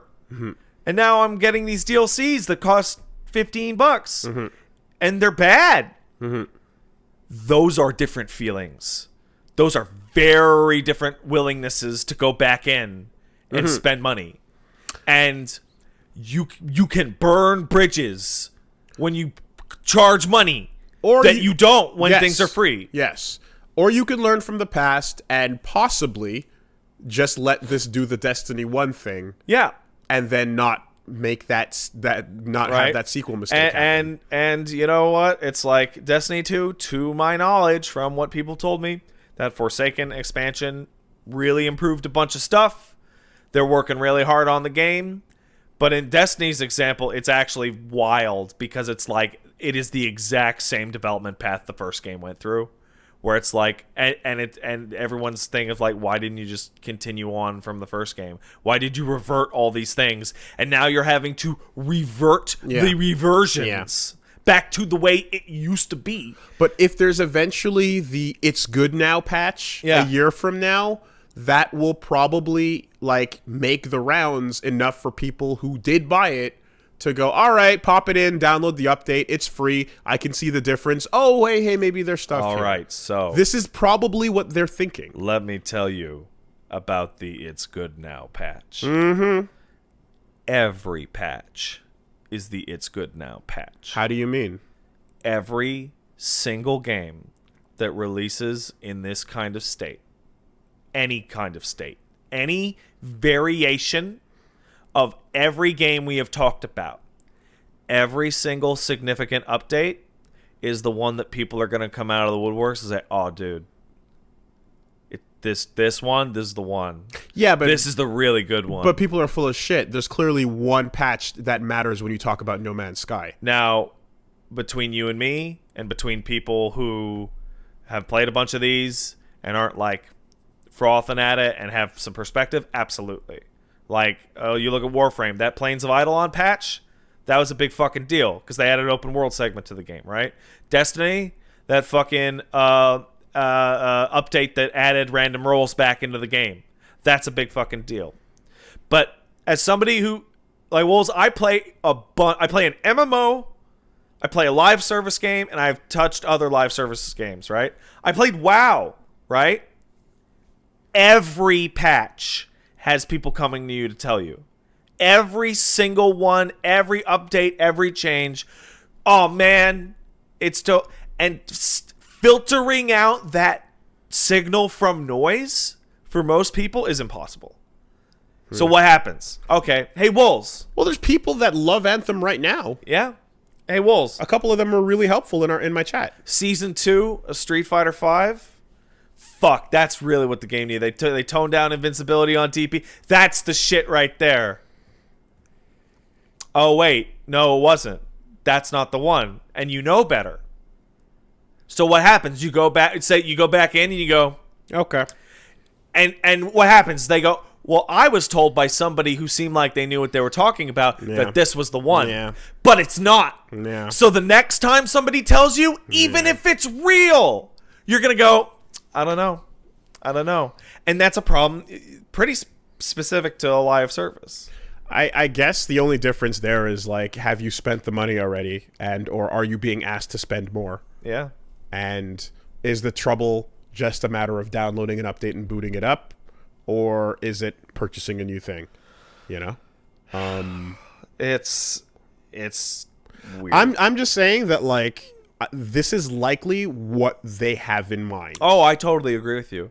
You know, I'm not arguing. This is with a rolling start. you per se, Wolves. Yeah, yeah, I'm yeah. just trying to put it out there for Why this? Yeah, I think this is a really fascinating and complex topic, and I have a feeling that you and I and huge portions of the people listening to this podcast are giving it a lot more thought and care than people that may actually be in charge.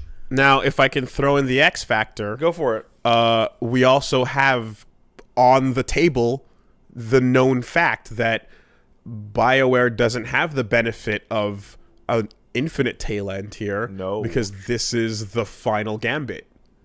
And they have come So out. there is a hard limit. I don't think there's anything more dire for BioWare than the fact that they had people come out and so this isn't the end of BioWare if this fails.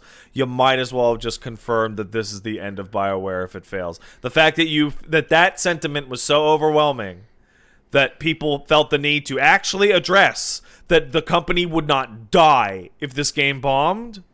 This company is going to die if this game bombs. I don't know if it's going to bomb so much as not float. Well, Wooly, to investors, that's a bomb. That's a fucking bomb. They spent a lot of money on this game. Oh yeah. This game is expensive. Like even if it's in its technical state and all that, you can feel the money off of it, and in some cases the money feels misspent. But like this is developed for 5 years. It's a big AAA game. It's got to come out the gate swinging, or else it's a massive failure.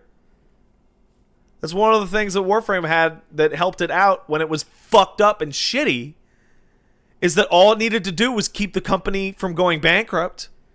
That's a low bar.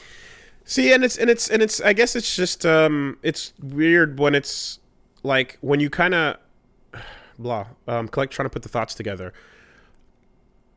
When the feeling is meh, Yeah. that like it unfortunately slides to one polar end or the other. Yeah, totally. And it has to, and it can't and it has to be more than meh. It has to at least be like, yeah. Like there's interesting things there, but also the menus are bad. So I came off of that. I came off that 5 minutes. I didn't go, oh, this is terrible. I'm never gonna. I went, I don't really feel like playing this. Just terrible, especially for a game that they want you to get invested in and spend money on. They don't have the time to get this from meh to yeah, In 2 weeks. but they do have the ability to get it from meh to yeah.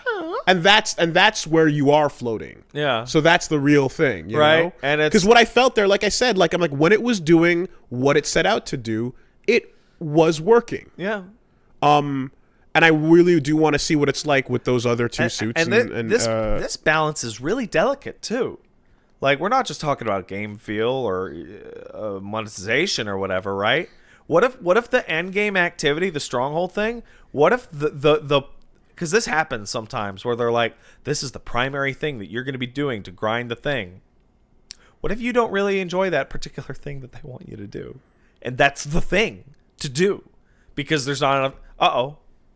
Right? What if the only shader or material type that you want is the most expensive one, and it's $14 per frame? You know, At least I keep calling them fucking frames. and that's okay. Javelin is a cool word.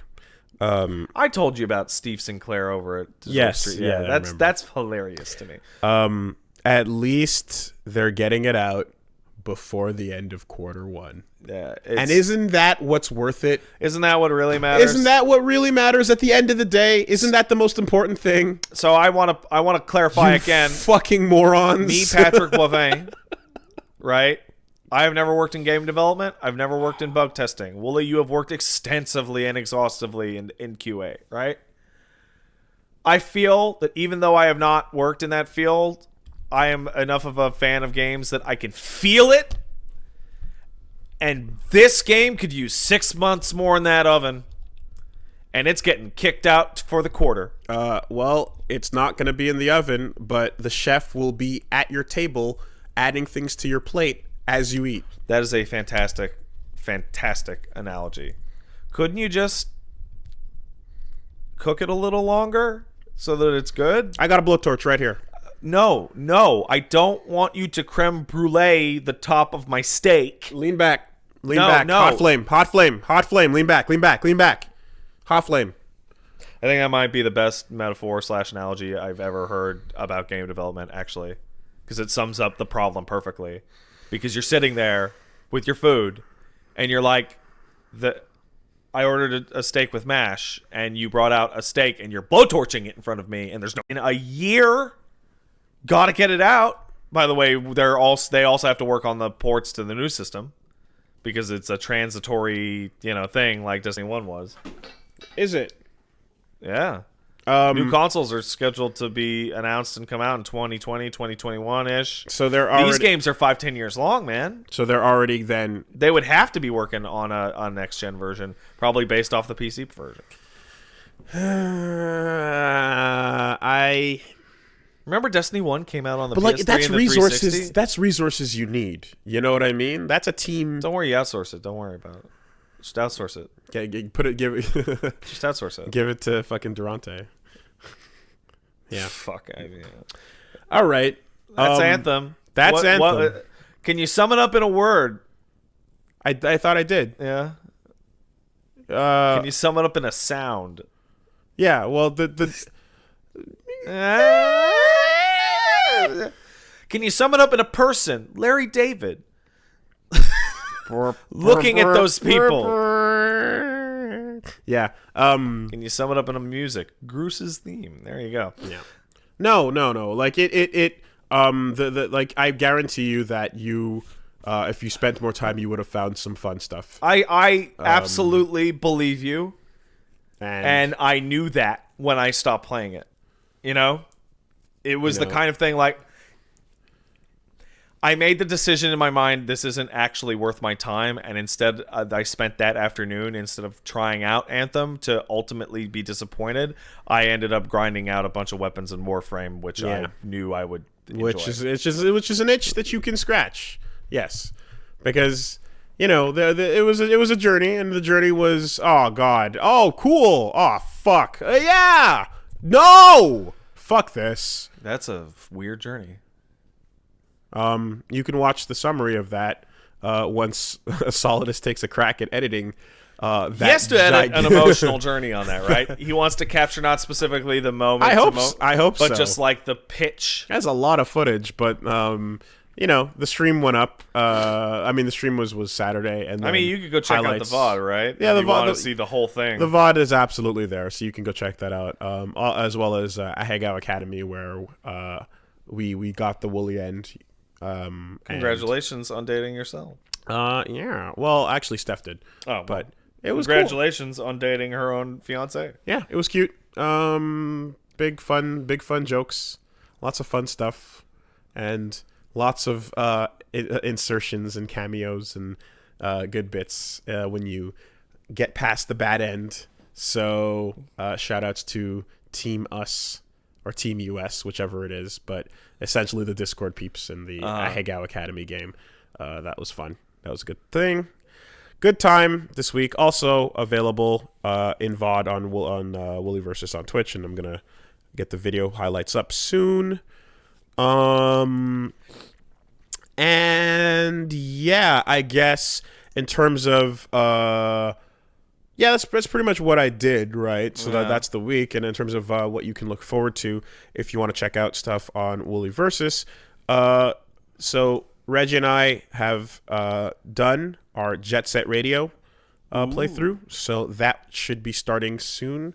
As soon as we're done with Katamari, we'll be rolling right into that. The rolls don't stop. We just put on the rollerblades instead. Ooh. And after that, also going to be starting, taking a crack at Life is Strange 2. Really? With him, because I played the first one and, liked it, and want to see what this story is about with these boys. So we're going to be doing that soon. No, the concept of love is incorrect. Understand the concept of love is wrong. What? That is wrong. That is Jet Set Radio Future. Okay. Fly Like a Butterfly is also Jet Set Radio Future. No, these are the wrong songs. Wooly, who are you talking to? I'm talking to the chat being wrong. Oh, I don't This is see that. in the incorrect. chat. I don't. I think Let you might mom be sleep. That's correct. I think you might be going crazy. Thank you, Dash Zero. People go and fly like a butterfly. Concept of love. Get the fuck out of here. Wrong game. Wrong game. Oh no, that's sad. We're going classic. Where back when Professor K looked cooler. Mm-hmm. And yes, I'm going to be doing some one-offs as well with Billy. And then Tuesday, new Dragon Ball, new fighters. Videl is out. Dude, Both Videls. what universe do we live in that I was the one who streamed DBZ Fighters before you? Well, the one where my fighting game streams are on a set day. Ah, that's true. Yo, Videl's awesome. So, like, anytime something happens, you know when it slides to. Yeah, you're right. But still, With the possible exception of this week, though. yeah, with the possible exception of this week. Because, Tuesday, Dragon Ball Fighters is coming out. Me and Reggie, we're going to get a special guest as well to join us for Dragon Ball Fighters. Jiren looks like an asshole Jiren, in the game. Yeah. He looks in a permanent state of mom told me that I get to use the Xbox. Seems correct. So, we're going to be doing that. And depending on circumstances, I might, for the second game of the fighting game stream, get an exclusive look at something special. Exclusive. I might get an exclusive look at something special. So I don't want to. Is that up in the air? Yeah. So if once it's locked down, then it'll be confirmed. Possible exclusive. What might be exclusive. Mm-hmm. But stay tuned for something interesting. On Tuesday with the fighting games, and then depends on my schedule. I'm not sure how this is going to work out, but the tentative plan, let's say. No, not that. Not that. Even before that. Yeah, before that. On the 7th is when Devil May Fry comes out. Yeah, Devil May Fry. It's my favorite cooking game. It's similar to Overcooked 2. There's a lot of co-op now. The second DMC5 demo is coming out on the Thursday, and depending on my ability to have a free night, I might just pop in for a look at that on Thursday. Apparently, it's a different demo. Yeah. So I might dive in. So that might be on the 7th on Thursday. I will also be streaming that on the 7th on Thursday. We'll take a look. Apologies. We'll see how that goes. That's the day that it's fucking doing. Nothing will stop any of us from doing it. What are you gonna do? Not? I didn't get to play the first one even. Yeah, that's wacky. And then on Saturday, I will find out just what X is going to give me. Oh, wow! You're going to be playing DMX's albums? I'll be playing DMX's albums live on Saturday for everyone to hear, and then I will get kicked off of YouTube. Oh, no. No, Twitch. Yeah? Hey. You have like a level of anxiety in your face right now that I can't quite place. I don't know how this is going to go, but would you like to sit on that couch while I see what the fuck this Resident Evil thing is about? I know a thing or two about Resident Evil 2. This is gonna 2019, which now that sucks. That's how you have to say it now. Okay. Because there's two and they have the same title. Yeah, I'll tag along to giggle. All right, we'll see how that goes. I'll see you on Saturday. How far can I get in one? Depends how long you want to go. If you want to do the whole thing, you could do the whole thing, assuming non-disastrous failure, in 8. Well, the whole of 1, right? One character? Yeah. 8. Yeah. That's a long. Yeah. I would not recommend to do that. I would recommend to do 4, and then maybe if you took a long time, another 4. You know, like. Yeah, that's a long. Okay. Yeah. So, on Saturday, I'm gonna install or download Resident Evil 2, and I don't know what I'm doing. Well, the funny thing is that you do know what you're doing. You waited until it got remade, so you don't have to play the old one. That joke that you've been making the entire time I've known you. Yeah. has now come to fruition. I know. I just don't know how to survival horror. Because you made that joke back when fucking RE1 for the GameCube came out. And Final Fantasy Tactics and so on and so Right. forth. But what is and you know what? If I keep it going, I don't really ever have to cash in on it. But I have a really good piece of advice for you to stew on sure. for Resident Evil. Okay. Think of items as meter. Okay. There you go. Do you want to use an EX? Yeah. No. So you don't think doing it in one? I think that's, especially since you're unfamiliar with the genre overall, I think that's fairly absurd because it will take you a lot longer because you have to come to grips with certain mechanics that are not in games that you usually play. That's asking for burnout. So I'm saying aim for 10 to 12 on your first. That's what you would probably hit, I would say. I'm going to call 11 hours and 4 minutes as your final run time. On Leon A. You're doing Leon A? Okay, yeah. Yeah. Okay. All right. So that's coming up. We'll see how that go. Yeah, I'm excited. It's just I've been just gonna be a mess. I don't think it'll be nearly as much of a mess as you expect. I really don't. I did see that Lythero tweet where he's like, "Yo, shout outs to this Ganon down air that fucking resulted in Man, I've never seen that animation. he got Ganon dared. Straight up, dude just dropped on you, and I was like, and that's the only one I actually watched because a lot of people have been sending clips. Yeah. And I'm like, I don't want to watch a possible thing that might happen. Yeah. So It's a really weird scenario because everyone sending those clips are like, well, I mean, what is this even a spoiler? Of course you know Mr. X is going to punch you in this hallway. He did 20 years ago. yeah, no, I guess. Remember? Yeah. From 20 years ago? Totally. All right. So that's happening. So yeah, big busy week of big games and big funs. Vidal's fucking cool. She's super cool. I'm glad that the argument over her hair has resurfaced due to that alternate costume. And I forgot that the resolution that was reached in the past was the Great Saiyaman helmet is better than both. I really love the orange Great Saiyaman helmet. That is the definitive winner of short hair versus long hair. The answer is fucking Saiyaman helmet. But I'm a bit concerned about her inability to get in against people that have really good keep away. As somebody who So we'll find out. got massively blown to shit over the weekend, Yeah. I definitely know me's an expert on the DBF. Fuck it. Yeah, I think I saw that clip. She got fucking blown. I think you got put into a compilation. Yeah, really? Yeah. 'Cause I got fucking wrecked. Yeah. There are people out there that were like day one fucking maximized shit. I was like, whoa. Oh, well, when you see a trailer and you see what the moves look like in the trailer, you can start pre-labbing. Yeah. You absolutely can start pre-labbing. But yeah, she's great. She's a lot of fun. She's unique. She Yeah. doesn't have a reflect.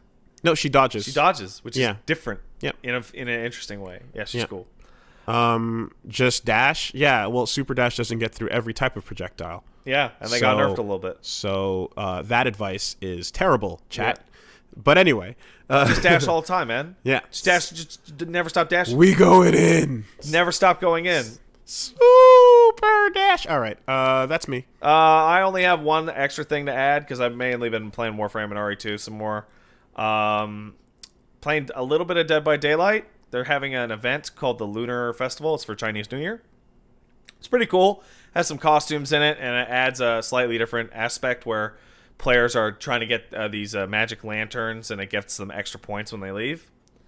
It has turned the game into a shit show. Not because of the design, but because of the player base. You get just as many default points for the new currency, whether you win or lose. So people are running in and just standing in the middle of the fucking room and just waiting to get killed. You got people somehow teaming up with killers to point other survivors out so they can maximize points. You have people fucking around on the one side of the map doing shit all, causing the game to be unwinnable. You have massive amounts of disconnect. Like, when there's a big new event for a game, it's like, oh, cool, it brings everybody back. A lot of those people you don't want back. Yeah. And it sucks. It brings back the trash. It brings back the trash. And it's a bummer because the event's cool. And that's it. You can see me play some crap over at twitch.tv/AngrisPat. You can see that. And this Saturday as well at twitch.tv/WoollyVersus for a little bit. But I'll be off to the side, giggling. See, that's what I'm fucking... You don't like the giggle? That's what I'm setting myself up for. You don't like the giggle? Let's see how this goes. Now, let me tell you, it's not Monster Hunter. Like, rules are simple and counterintuitive. See that? Don't let it bite you. Well, unlike Monster Hunter, I have played A shooter? two of these. Yeah.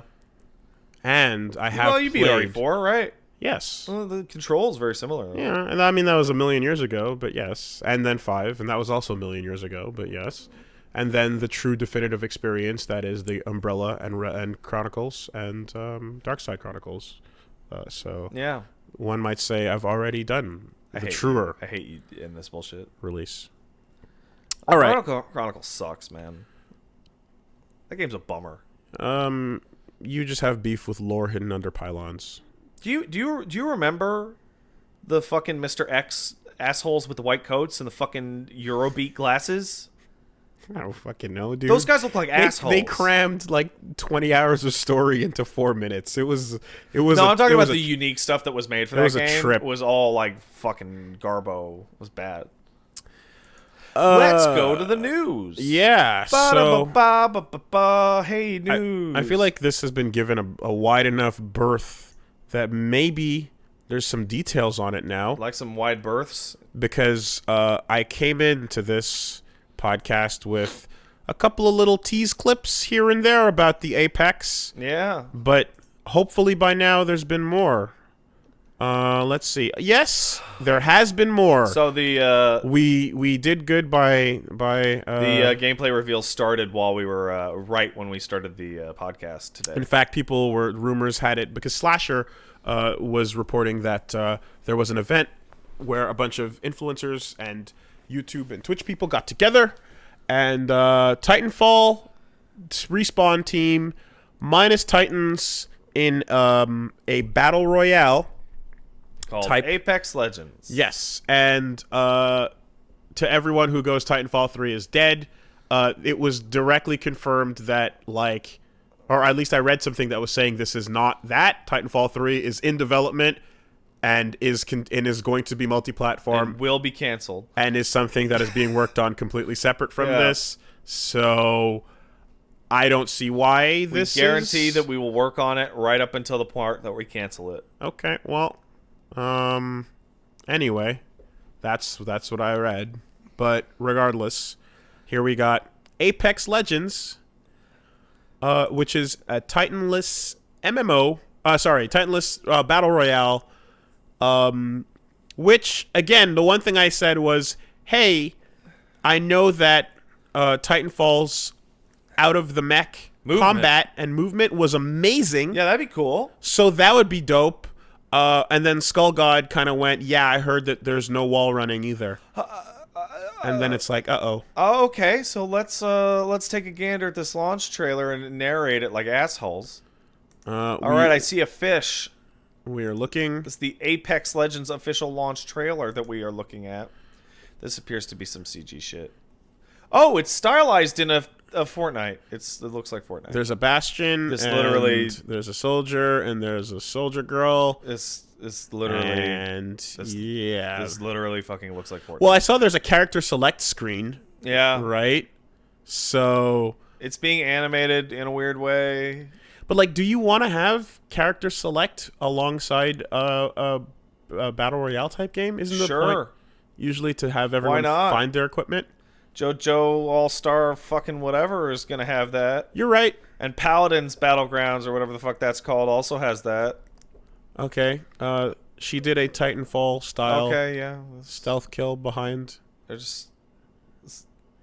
There's something about this shading that is just screaming the biggest Fortnite at me. This is all just CG. It really is, and Just this is not. get This outta is here. not at all what I'm Let's looking just hit for. that one. Yes. Or it's the video game. All right. Let's look at This the is a gameplay. 139-minute trailer called the Apex Legends gameplay trailer, which looks way less like Fortnite than the CG trailer.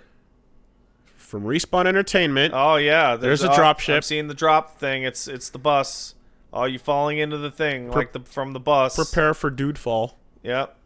Oh, there's 8 There's characters. your characters. Yep. One's a Bastion. I'm running over to the items. I get the items. I have Okay. a gun. Sure. So the big difference on this is that compared to your Fortnites and your PUBGs, your characters have abilities. Yes. Like your Overwatch. Yes. Build your squad. But let me see if you can jump, double jump, boost, wall Let's run. watch it. I saw a slide. Slides are there. Slides are good. All right. Melee kills are still there. I'm seeing Abilities being popped. Oh, the Wall the hacks. movement has absolutely been toned down.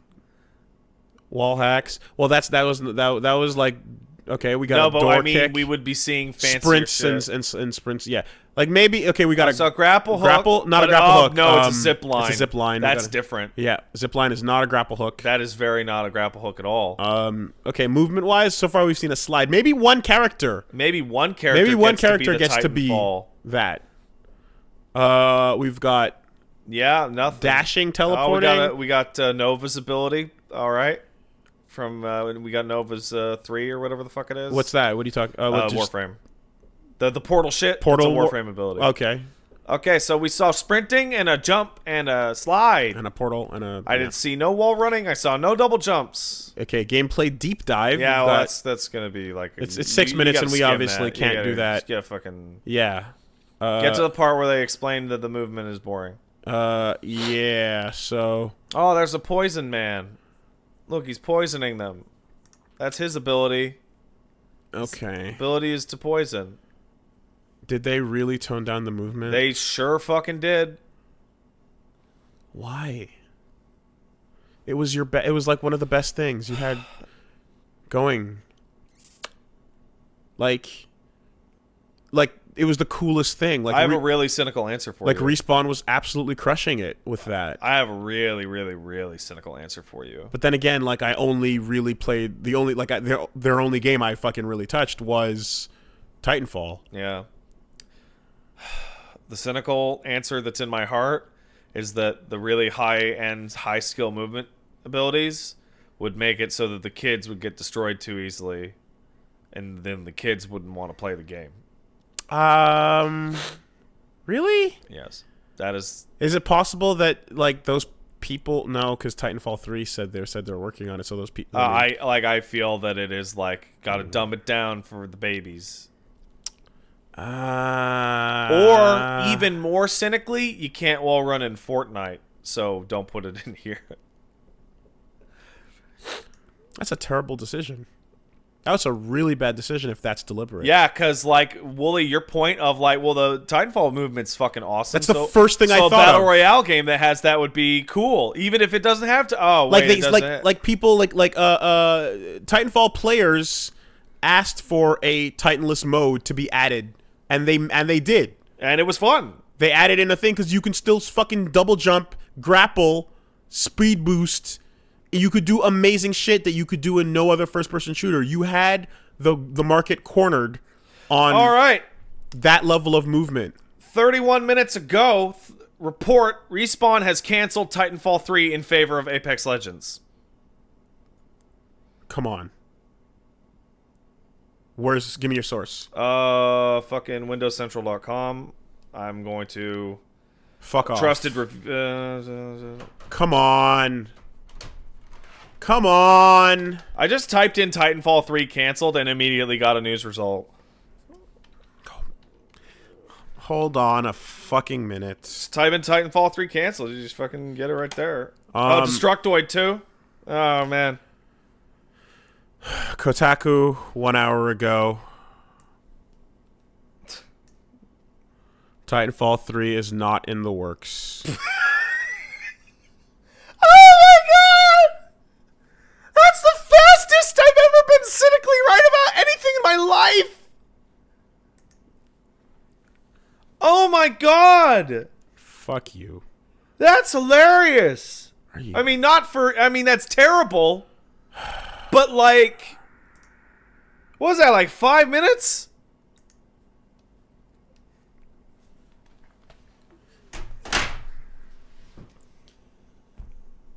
For those of you at home listening to the audio version, Wooly has slumped into his chair, defeated, his smile and optimism very much gone.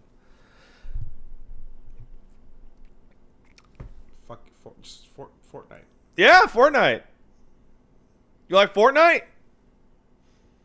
Well, what if you like Fortnite, but it's Titanfall? Well, it's not Titanfall, but I mean... Oh my god. You know what?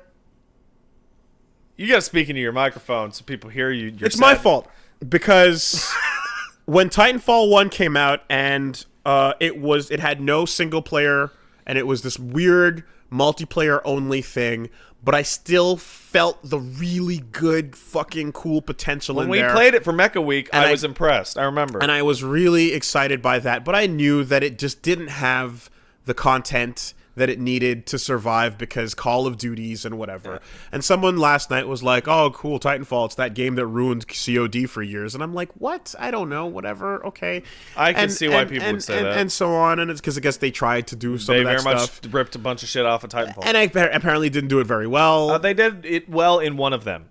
That's the problem. And you know, so I'm like, all right, cool. And then Titanfall 2 gets announced, and then Titanfall 2 is amazing. And it was like, holy shit, this should have never existed. Titanfall 2 is a great game. The fact that this product happened is a fucking miracle because this was an Xbox and PC exclusive thing that had so little single player content, which then means that like it's just not the experience people are looking for of a product, and this relies on servers and being populated to be alive, and so I'm like, this would never happen. And then it came out and it was fucking incredible, but at the same time it was actively murdered by its own publisher by releasing the exact same day as their competing Battlefield game.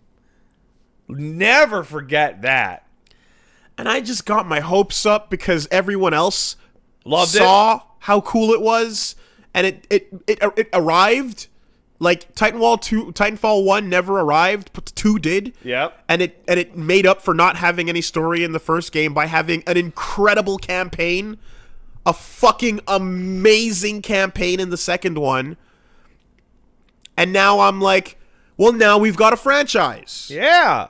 And I made the mistake. You forgot that it was killed, remember? Of getting my fucking hopes up.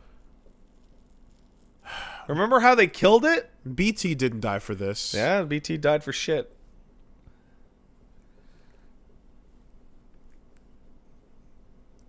Dude, I think... I don't fucking play first-person shooters. No, you don't. It's not your jam, usually. I really, they're not... Whatever. They bounce off of me. Yeah. They're not your wheelhouse. When they do, it matters. Yeah, I get that. Mirror's Edge, parkouring, speed, fun, movement. It's very clear what you desire to play in your first-person games. Yeah, Overwatch is fun. Overwatch is just fun, so that's cool. It's simple, and you throw it in and you fucking shoot, bang, bang, and whatever. But out there, style and character design and all those other little elements and sucker, whatever, casual, I don't know. Yeah. But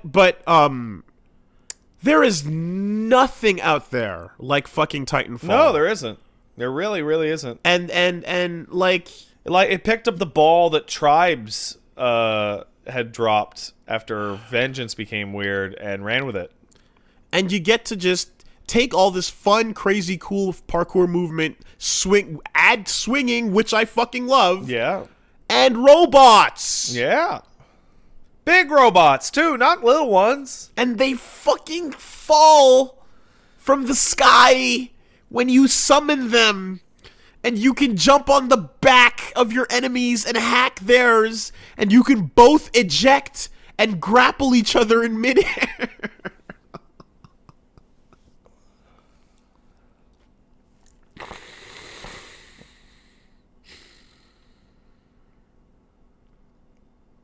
I think that we're at a point I'm gonna tie this slightly into earlier thing that when we're at the point where with big publishers, let's say Ubi, let's say EA, let's say Activision, Deep Silver, whatever, and you look at the big fucking thing that they're making or the rumored thing, right? Yeah.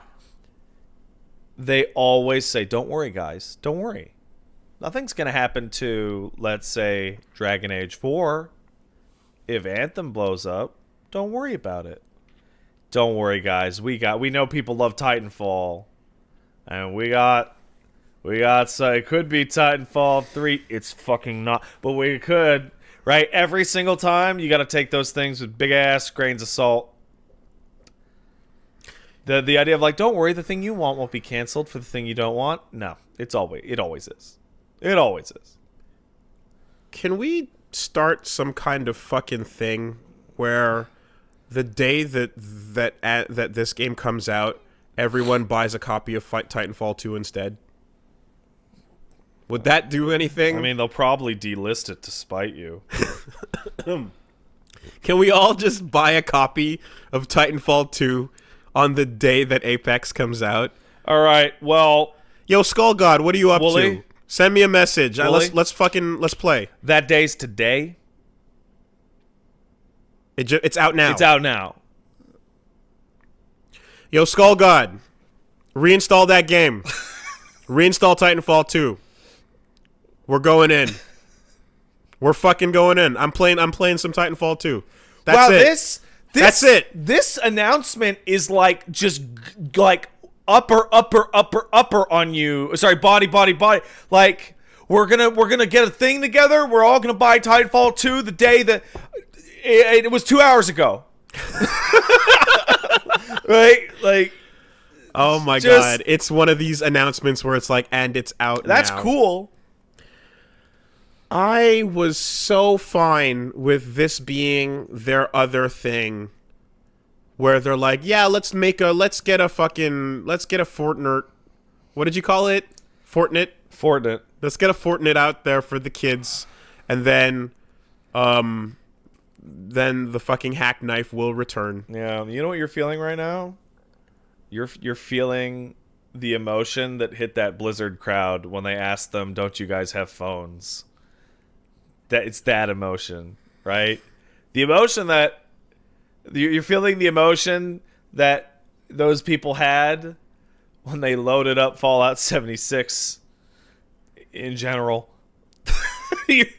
Like, I feel like this is becoming like a thing, like more and more and more. Build up goodwill, burn it to the ground because the current trend is a better financial risk to take than Even though it may not be. than the established IP that was gangbusters, but not really in terms of sales because you sent it out at a date. To specifically kill it. So that you could.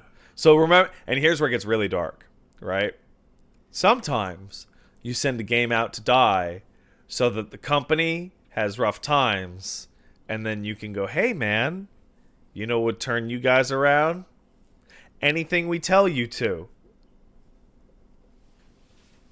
That's what Bethesda tried to do with Human Head, with Prey.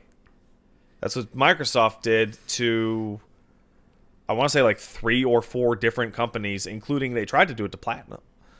I backed off and thought that we were going to get a Titanfall 3, and I made the mistake of thinking that it turned around. But nope, Titanfall 2 is now in the place that Titanfall 1 was. The only difference is that Titanfall 2 will always be an incredible game. Yep. And nothing can change that. Except if you pull those servers down, in which case I'm going to have to take a life. But we'll see how this plays out. In the meantime, reinstall the fucking game. Because it's time to just get back in there. Give me a second and let's see if you're 3 for 3. It's time to just get back in there. That's it. And I'm playing on Origin because that's where I fucking bought it. But, yep. That's it. Oh, well, I have good news and bad news for you. The Titanfall 2 servers are still up. They're currently 4,600 people across apparently all platforms I'm looking at. Yeah. No, that's not news. We knew that. Those servers got really, really sparse. Yo, we on got PC. we got a heads up from Min. Says you can grab a retail copy of Titanfall 2 around here for $4 for the PS4 How about that? at the Dollarama. Okay. Apparently they have a ton of them. Okay. So if you want to make like a show of it, I can play on both consoles. That's fine. I don't mind buying a PS4 one too. I'll buy both. I don't care. All my shit is unlocked on the PC version. yeah, same but, here. Yeah. Yeah, no, the servers got real sparse like 2 months out.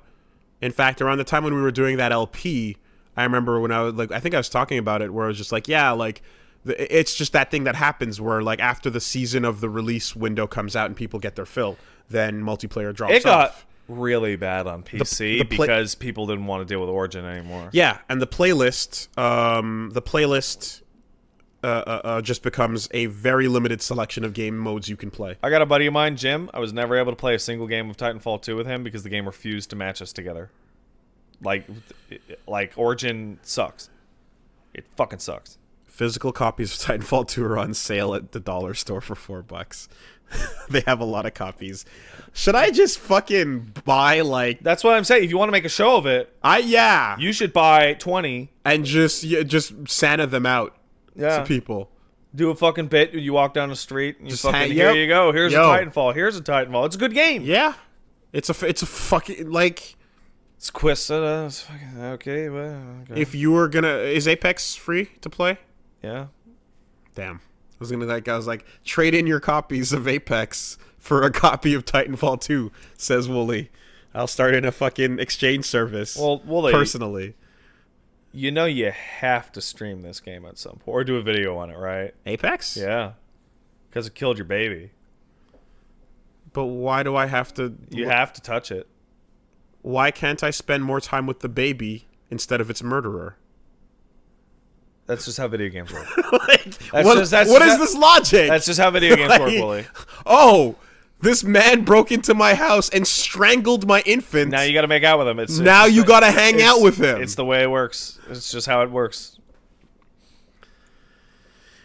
Oh my god, I can't believe you've done this. Are you kidding me? Literally the only hope. Man, EA Man who had lost all hope loses additional hope he did not know he had. I feel like EA, Activision, and Bethesda are all just trying to fucking like one up each other week to week. Well, this week is double EA. Yeah. Woof. Oh right, that is EA, isn't it? Fuck. I thought that was. Of course it Activision. is. No. Because I thought Respawn. You know. No, it's not. Oh man, that's real dark. Okay. Can't we just no? No. You know the answer's no. Okay, but like No. if they said Shut up. no, but like if they said guys, we're scrapping it and we're making Titanfall Royale. So 100 mechs on a map. Go. Or 50 mechs on a map. Go. Or 100 players but 50 mechs on a map. Sure. Go. Then you go, That'd be cool. Damn it, all right. Let's see what this is about. You know what I mean? Because at least you're still in the thing. You know what's a really good comparison to this? Was it last week or the week before? Nintendo had the head of development go out and say, Metroid Prime 4 is currently super fucked up. Yeah. We're starting over. Don't worry about it. We really want to make sure that we release a really great game for you guys, and we know you love Metroid. So don't worry. Wasn't that a nice thing to do? Has there ever been, can you think of a time ever where here's the new thing, just like the old thing. Don't worry about the old thing. You love it, don't you? Has there ever been a time Resident where... Evil 4. That's the only one I can think of. Because I was one of those people that was like pissed off at the change in RE4. And then RE4 comes out, and it's like Capcom kicks down your door and says, "Shut up, loser. Play this." Metroid Prime. Metroid Prime was one. Because it's just... It's rare. It's fucking rare. It's just like, how do you expect this to go over? Oh, you know what's another one? Fortnite. Yeah. Yeah. Right. Exactly. Fortnite was itself. a survival buildy game. Yeah. And then Like- they went to themselves, "No, shut up. It's Battle Royale now." Like, how do you expect this news of a new IP to go over when it's hand in hand with the cancellation of the thing that people actually were waiting Well, on? I didn't and like that excited other about? thing anyway, said Joe Consumer, apparently. More like Joey Jr. Consumer, because Fortnite. Is Ninja gonna play it? If No. Ninja's gonna play it, then maybe it's got a shot. Maybe Drake will play it. God, dude, I hate this. Like, I hate this world that we live in, where I'm always just on the outside of this fucking bubble of like what is popular in video Well, games, and it's never done anything for me. Well, and no. I know that I live in the niche. Well, I understand that. yeah, but- I've spent my entire life living in the niche. Well, okay, it's extra- I play fighting games. Well, man. it is extra bad because it is your business now Yes. to not be in the niche. I never, like, RTSs, I gave them a dabble and I had some fun, but I never went in super hard, and then RTSs became everything. Yeah. When Doom and Wolfenstein were fucking the thing, I was still not there with the thing. Yeah. And, like, literally, there's just this world of, like, the thing that everyone happens to fucking love just happens to be one that I'm like, I'm not really It into just that. doesn't really do it for you. And it's not out of any fucking hipsterism or like, it's too popular. Because if it legitimately was something that I was into or found interesting, I would be in. Like, hey, I'm not a big fan of first-person shooters. Holy shit, I love this first-person shooter, but it's the most unpopular first-person shooter that we have. I will play Overwatch, which is super crazy popular because I like it. But you don't like it as much as the one that no one plays. But the point remains is that I'm not like, you know what I mean? I'm not in this place because I'm like, nah, the pop, you know what I mean? It just happens to fall that way. Well, I just happen to not be into Counter-Strike. I have- and I happen to not be into man. The MOBAs. into MMOs because the fucking breadcrumb system doesn't entice me. Yeah. That's not the reason why I enjoy video games. Dude. So I know that this is the house I live in, right? And year after year turns to decade after decade. Yeah, we're there now. Where it never, ever, ever is the thing that you enjoy, and that's fine, right? When the baton stops being Battle Royale and it becomes something else, that's fine. Remember the podcast when we didn't know what PUBG was? Yes, and Vinny Had to made explain. us look very silly. He's like, is this a joke? And I'm like, no. We're like, no, Vinny, What is I'm PlayerUnknown's making Battlegrounds? I'm making a really good first impression with you right now. It was insane, Yeah. right? Looking back, especially considering Oh, how it's this ridiculous. took off. Yeah, it's so stupid. But that's what I'm fucking. and That's then how he started talking about Dead Cells. We didn't know what the fuck that was either. You know, so this world is, and here's the thing, like I'm way less down, like I'm as much as like Fortnite and all, like PUBG. I'm way less down on that because it's like down as a negative about it, because I think Battle Royale is a really cool game mode. And I understand why that's Yeah, a thing. it becomes a very different feeling when you look at it and you go, I get it. It's not for me, but that's cool. Objectively, That, compared to when MOBAs fucking came out and you looked at it and like, I don't get it. This seems like it sucks. that's it. That's it. Like objectively, I look at the 100-man survival match where it intensifies and you get to have that battle royale like the movie feeling as the thing closes in and you find random weapons and all the fun of random combined with skill, and like I super get what's exciting and fun about that. As opposed to something like MMOs that are like the driest of MMOs where I'm like, You mean Eve? could never. Yeah. You know? This looks something like I could penetrate that wall, but the baton's going to get passed again, and it's gonna be something else. Yep. And I know that that's the place that I live in outside. I know I'm on the fucking cliff outside the city. I get it. But can't I just enjoy the things in nature out here where I decided to put my fucking cabin? Like, the fact that this is not where I'm not in the big city where everyone's doing the thing. I get that. But why does that have to come over and kill my shit? So that's what fucking sucks, man. to use, If you can just live and let me have the thing that I like in this small and there place. are other people that live in shacks out there like you. But the fucking fact that it has to come over and kill this shit is beyond infuriating. It sucks, man. And then it's like, well, then I guess I just have to get on this fucking, like, no. I don't want to. I will like to expand your analogy slightly. You've been very good at these today. So if the big city is Fortnite and Titanfall is the outskirts, there is a growing problem. So I would say that I am halfway between you and the average person. I like a good amount of niche stuff, but I also dabble in more popular stuff because I have a pretty broad. I'm easy to I'm not easy to enjoy, but I have a slightly You're broader covering taste. some of the main games Right? as well. Yes.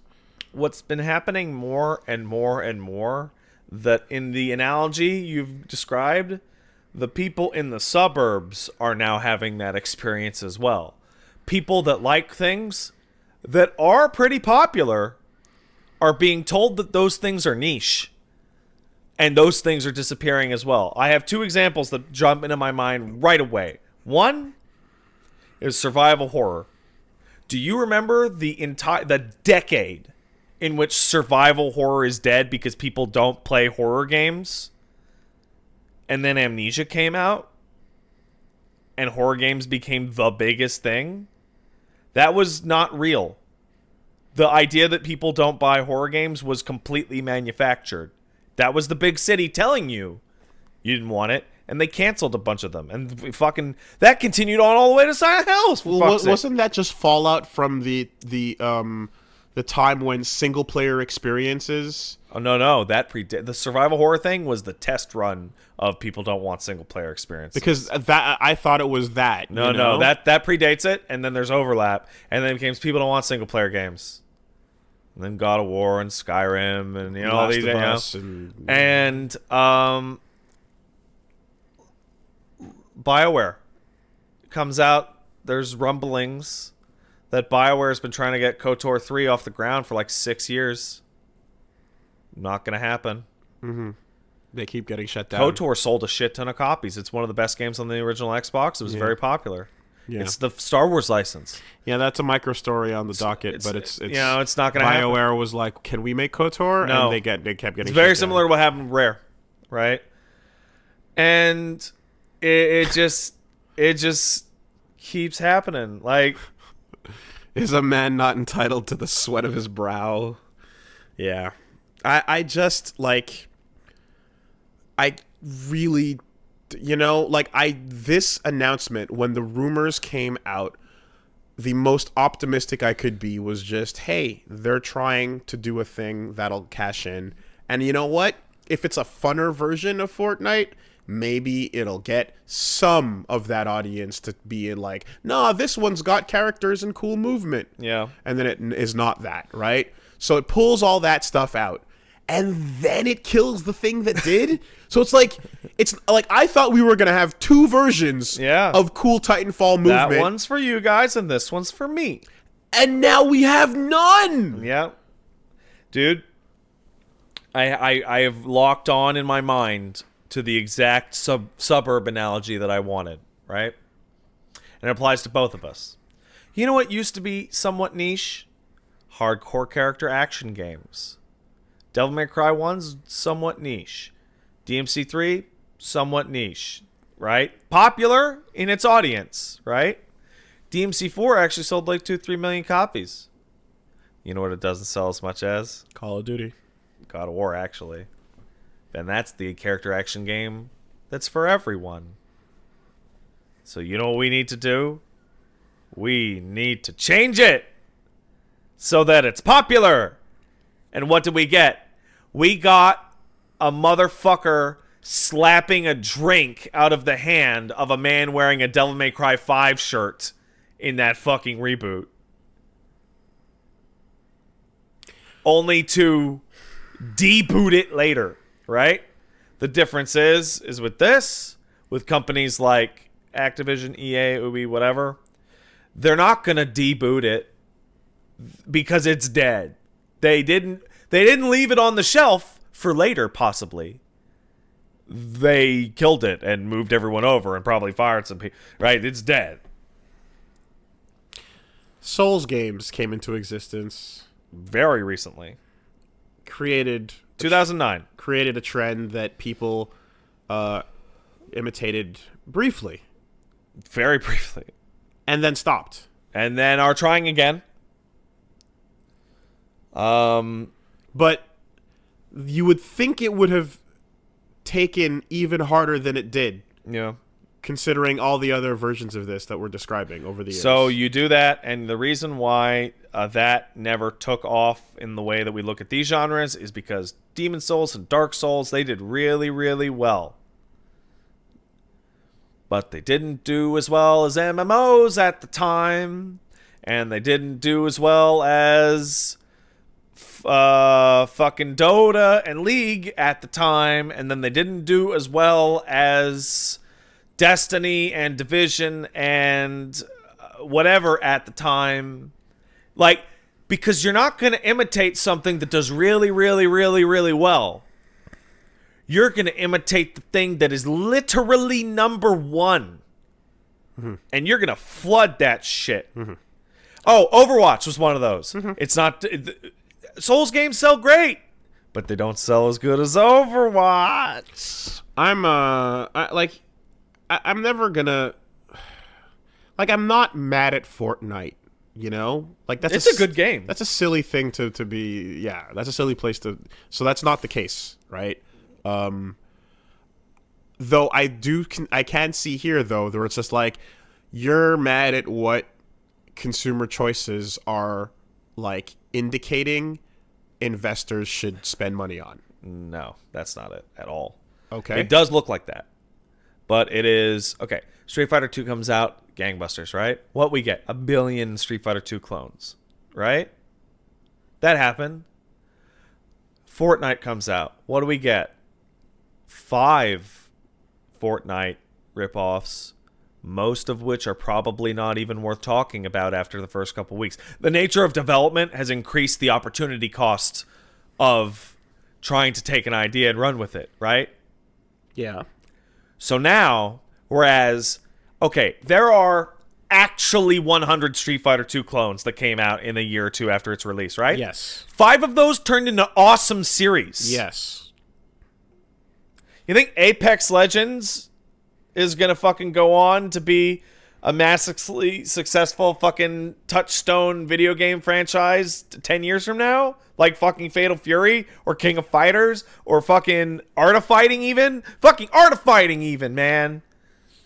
You think the same mass unmarked grave as Radical Heights. Right? Because I'm like, it's like, is it just... Like, I'm trying to figure out what the target is here. And I'm like, is it just the... Want to steal Fortnite's lunch. That's it. Is it just the idiot that is trying to tell you that the thing that you like is dead? Even though many, many times the industry has proven, no, you just didn't do it. Like, there's an entire time when B games, quote unquote, short, mid-range size games that are not AAA and not mobile games, but still good, but still worth your time and money. There was an entire decade of those where the industry was like, no, those aren't worth it. And it's like, and now they're super worth it again. They were always worth it. They were worth it back on the Super Nintendo. They never stopped being worth it. You just thought it wasn't worth it, and you put that idea out there, but it was never true. In fact, those games have an analogy in movies. Those horror movies that cost $1 million to make. Yes. And you make actually 100 fucking movies. Yes. And then one of them is Paranormal Activity, right? That used to be a really good business model, but nobody wants to do that. It's faster.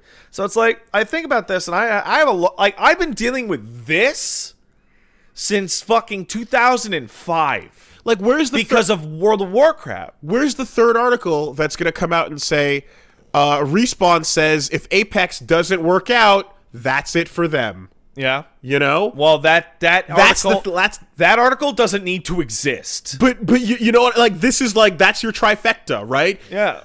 You're fucking the Triforce of Power is here's your new franchise. Courage is here's the old one going away, and then Wisdom is like, and if this new Please one doesn't don't kill work, us. we're dead. Yeah. And I'm just waiting on that, you know, to fucking cement this as the same situation we just saw. I know you didn't follow Halo, and I know you didn't follow MMOs and WoW, right? But I do know that you heard about video games and you work with people who play video games, right? Yeah. How many fucking dead Halo and WoW killers were laid at the feet of those respective franchises? Dozens. Billions of dollars thrown into toilets going, yo, that's the top of the fucking, we're gonna get that. How many fucking Call of Duty clones? COD Killers Holy was shit, way more. right? Halo Killers was a thing. COD Killers was way more. And of a Call thing. of Duty, despite its flaws, and World of Warcraft, despite its flaws, are still here and are still almost at the top of their respective genres in terms of numbers.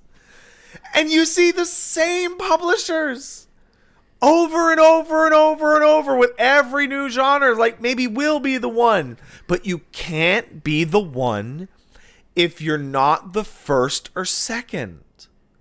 It's too late. You have to invent it. Fortnite's special because it didn't invent Battle Royale. It just added the building thing that make it different. Titanfall invented it. They invented a thing. Yeah, but it wasn't the thing that everybody wanted. So it has no value. You know what did invent something? And it's doing quite well? And I seriously doubt anyone's going to try and take it away from it because it's not the biggest thing in the world. Imagine if For Honor was the biggest game right now. That would be amazing. Yeah. Think of what you would be seeing Yeah. around For Honor. Oh, yeah. I can imagine. Right? And then we would all be sitting here going, you're not going to take For Honor people away from For Honor because they already have For Honor. You idiots. And I mean, and like that's another thing where it's like, yeah, we're doing a thing and it's new and it's not like quite like anything else you've really seen, but it just is not. It's not the world on fire, you know. But businessman says, okay, so we're gonna do a battle royale. Okay, it's gonna look like, and you can jump in it. But like you know fucking what, wow. But you know what? Like that'll get epic. Like the people that are near where we're at with following the people browsing the websites we're browsing today and talking about news in the way that we're talking about are keeping up with multiple little things popping up here and there and trying them all out, right? That's not at all informative. What's informative is like the person who did not start playing Fortnite until they stopped playing COD. Yeah. Right? Because that is the person who's basically like, I am only on the outer rim playing the thing that I used to play EverQuest, and now I play WoW. And until something bigger and better than WoW comes along, that's the only MMO I'm going to play. And there's something I talked about earlier with the live service thing with Anthem and Warframe. The biggest problem, particularly with any of these games that have any kind of persistence or long-term community, the biggest problem, even if you make an objectively better game than Fortnite, it doesn't have the 3-4 years of development and iteration and content that Fortnite had. You don't have to beat the game that launched. You have to beat the game that competes with your game as it exists right now. And that's why trying to compete in those genres is so tough. And nobody knows when the process of Fortnite players filtering into the new thing is going to start. Nobody knows where that's going to happen because it'll start out just like all these other little things that were like, oh yeah, this is getting a little bit of popularity here and there. But like the bubbling it's going to take a while to actually recognize, wait, this is becoming the new main video And also, game genre. do you know what the number one thing that causes this kind of migration? The old game has to start to fall apart. Hearthstone is the number one reason why people are going to that Magic the Gathering or Gwent, right? Because Hearthstone sucks now. Oh, really?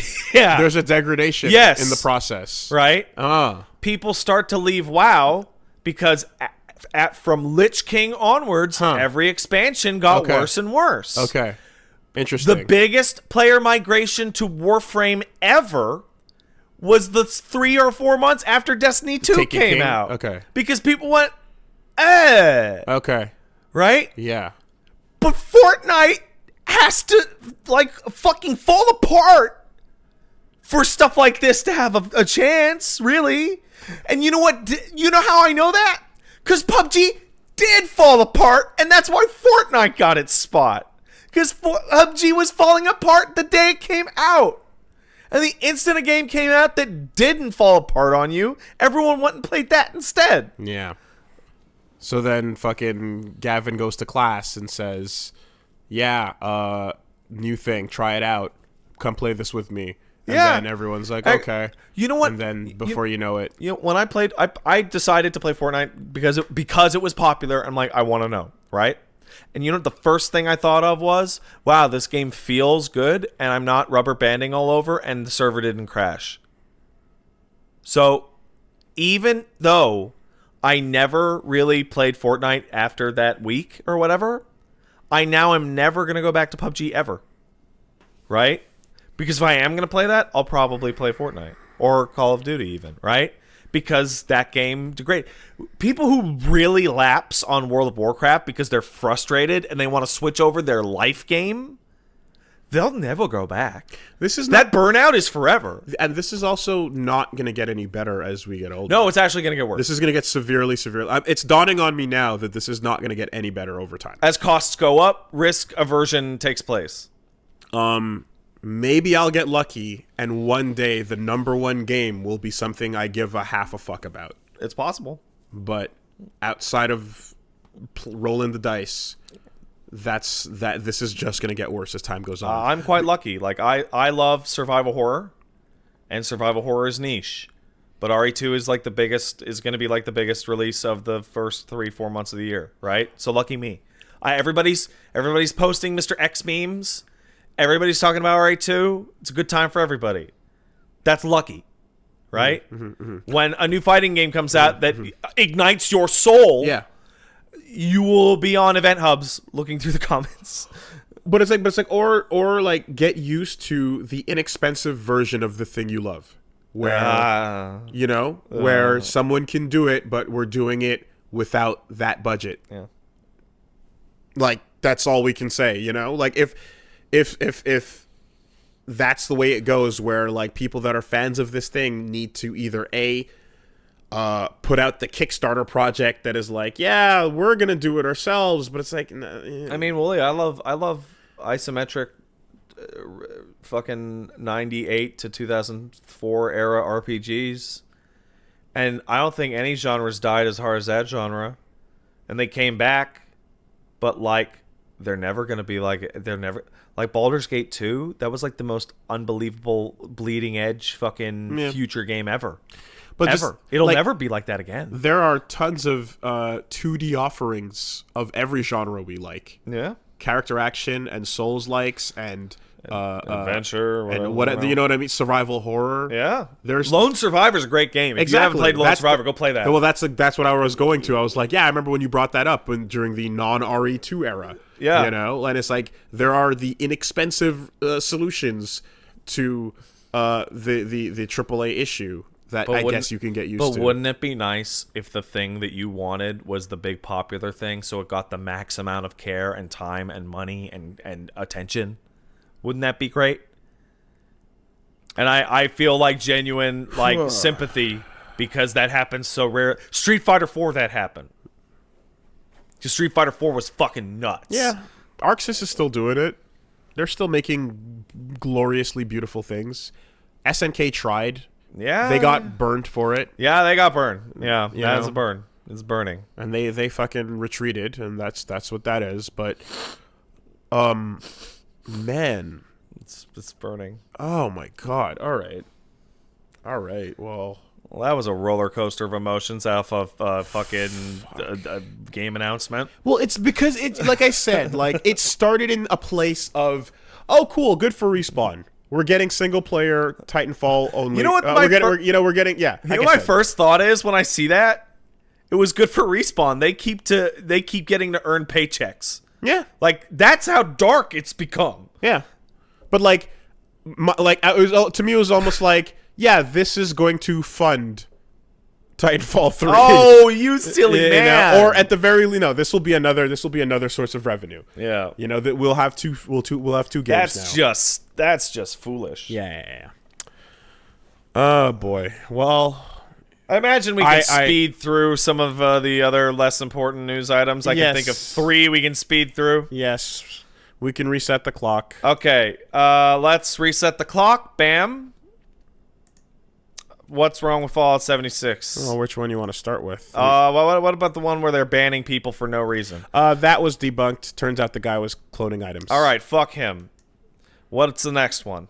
They rolled out a patch that was actually an old patch that re-broke everything in the game. Then they had to take the game offline. Then they deleted every thread that was ever mentioned about the fact that they fucked their own patch up. Then they banned people off their forums for mentioning that. Damage control is really difficult. Difficulty is very high. So, I got a buddy of mine who's currently working in game dev, right? And he brought up a word that I'm sure you're going to be familiar with, Wolves. It's called version control. Mm-hmm. Could you explain that slightly to the audience? When you have builds of a game, and different people, if you need to solve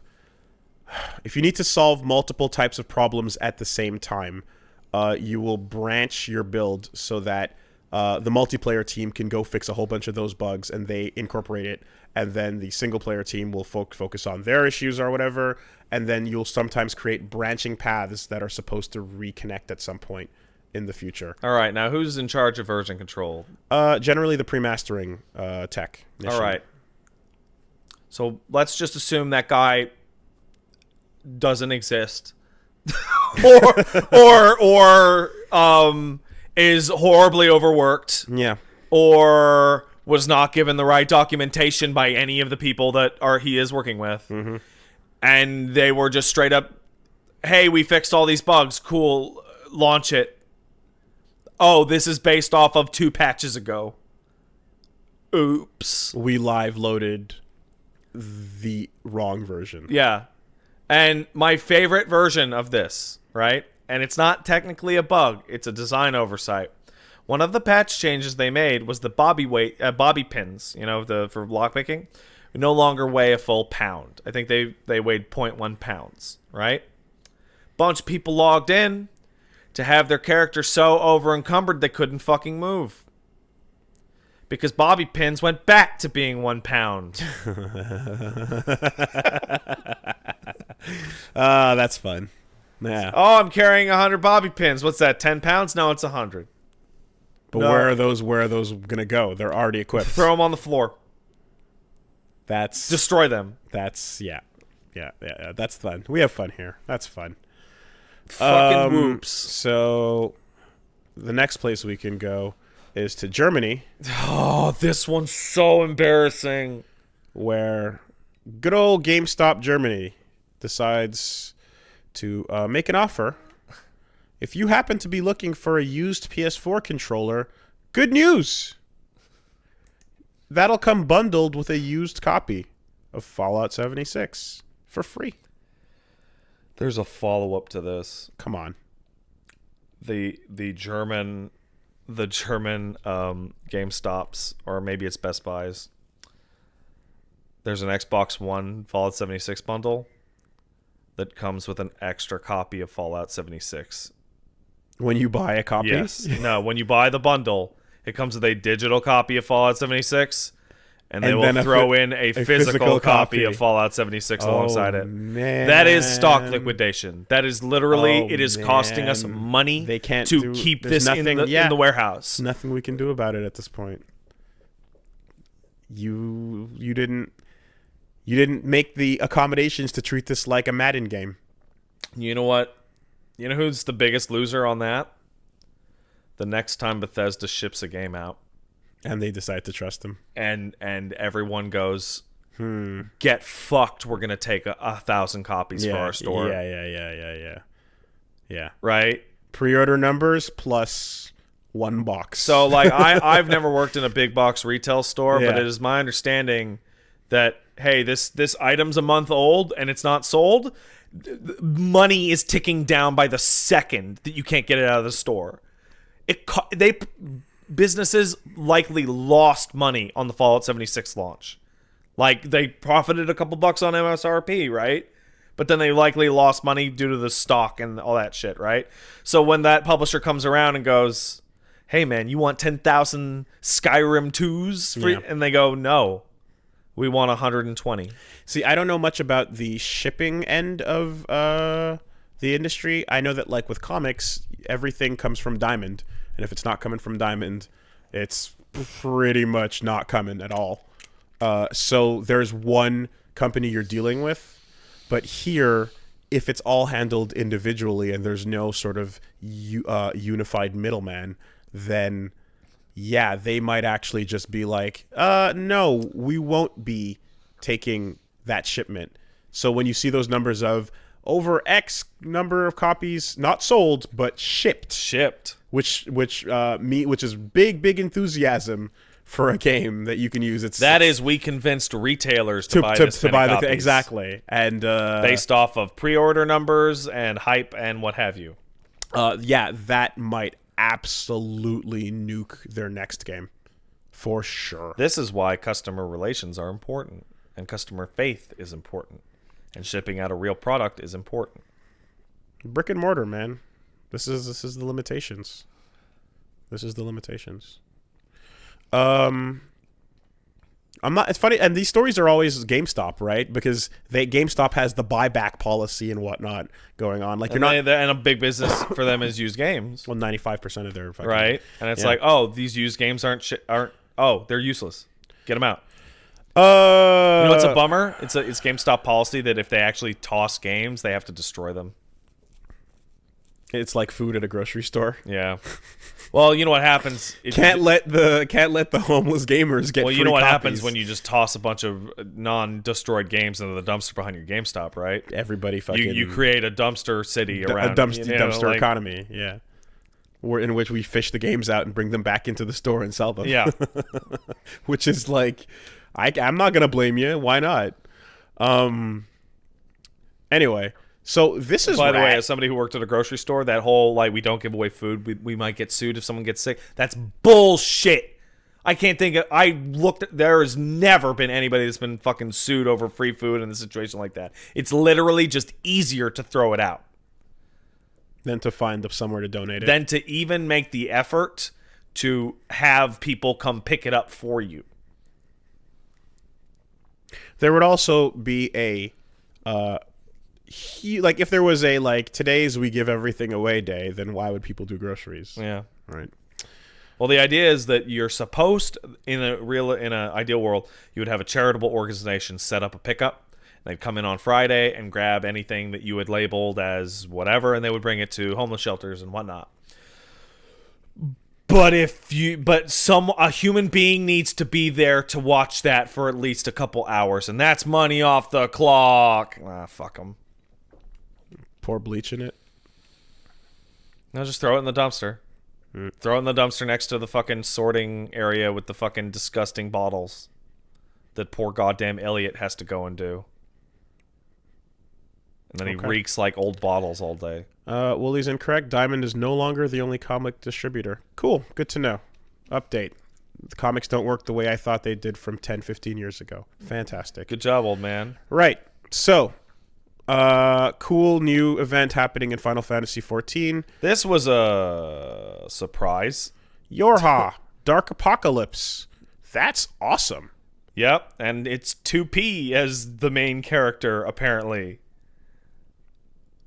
Wow.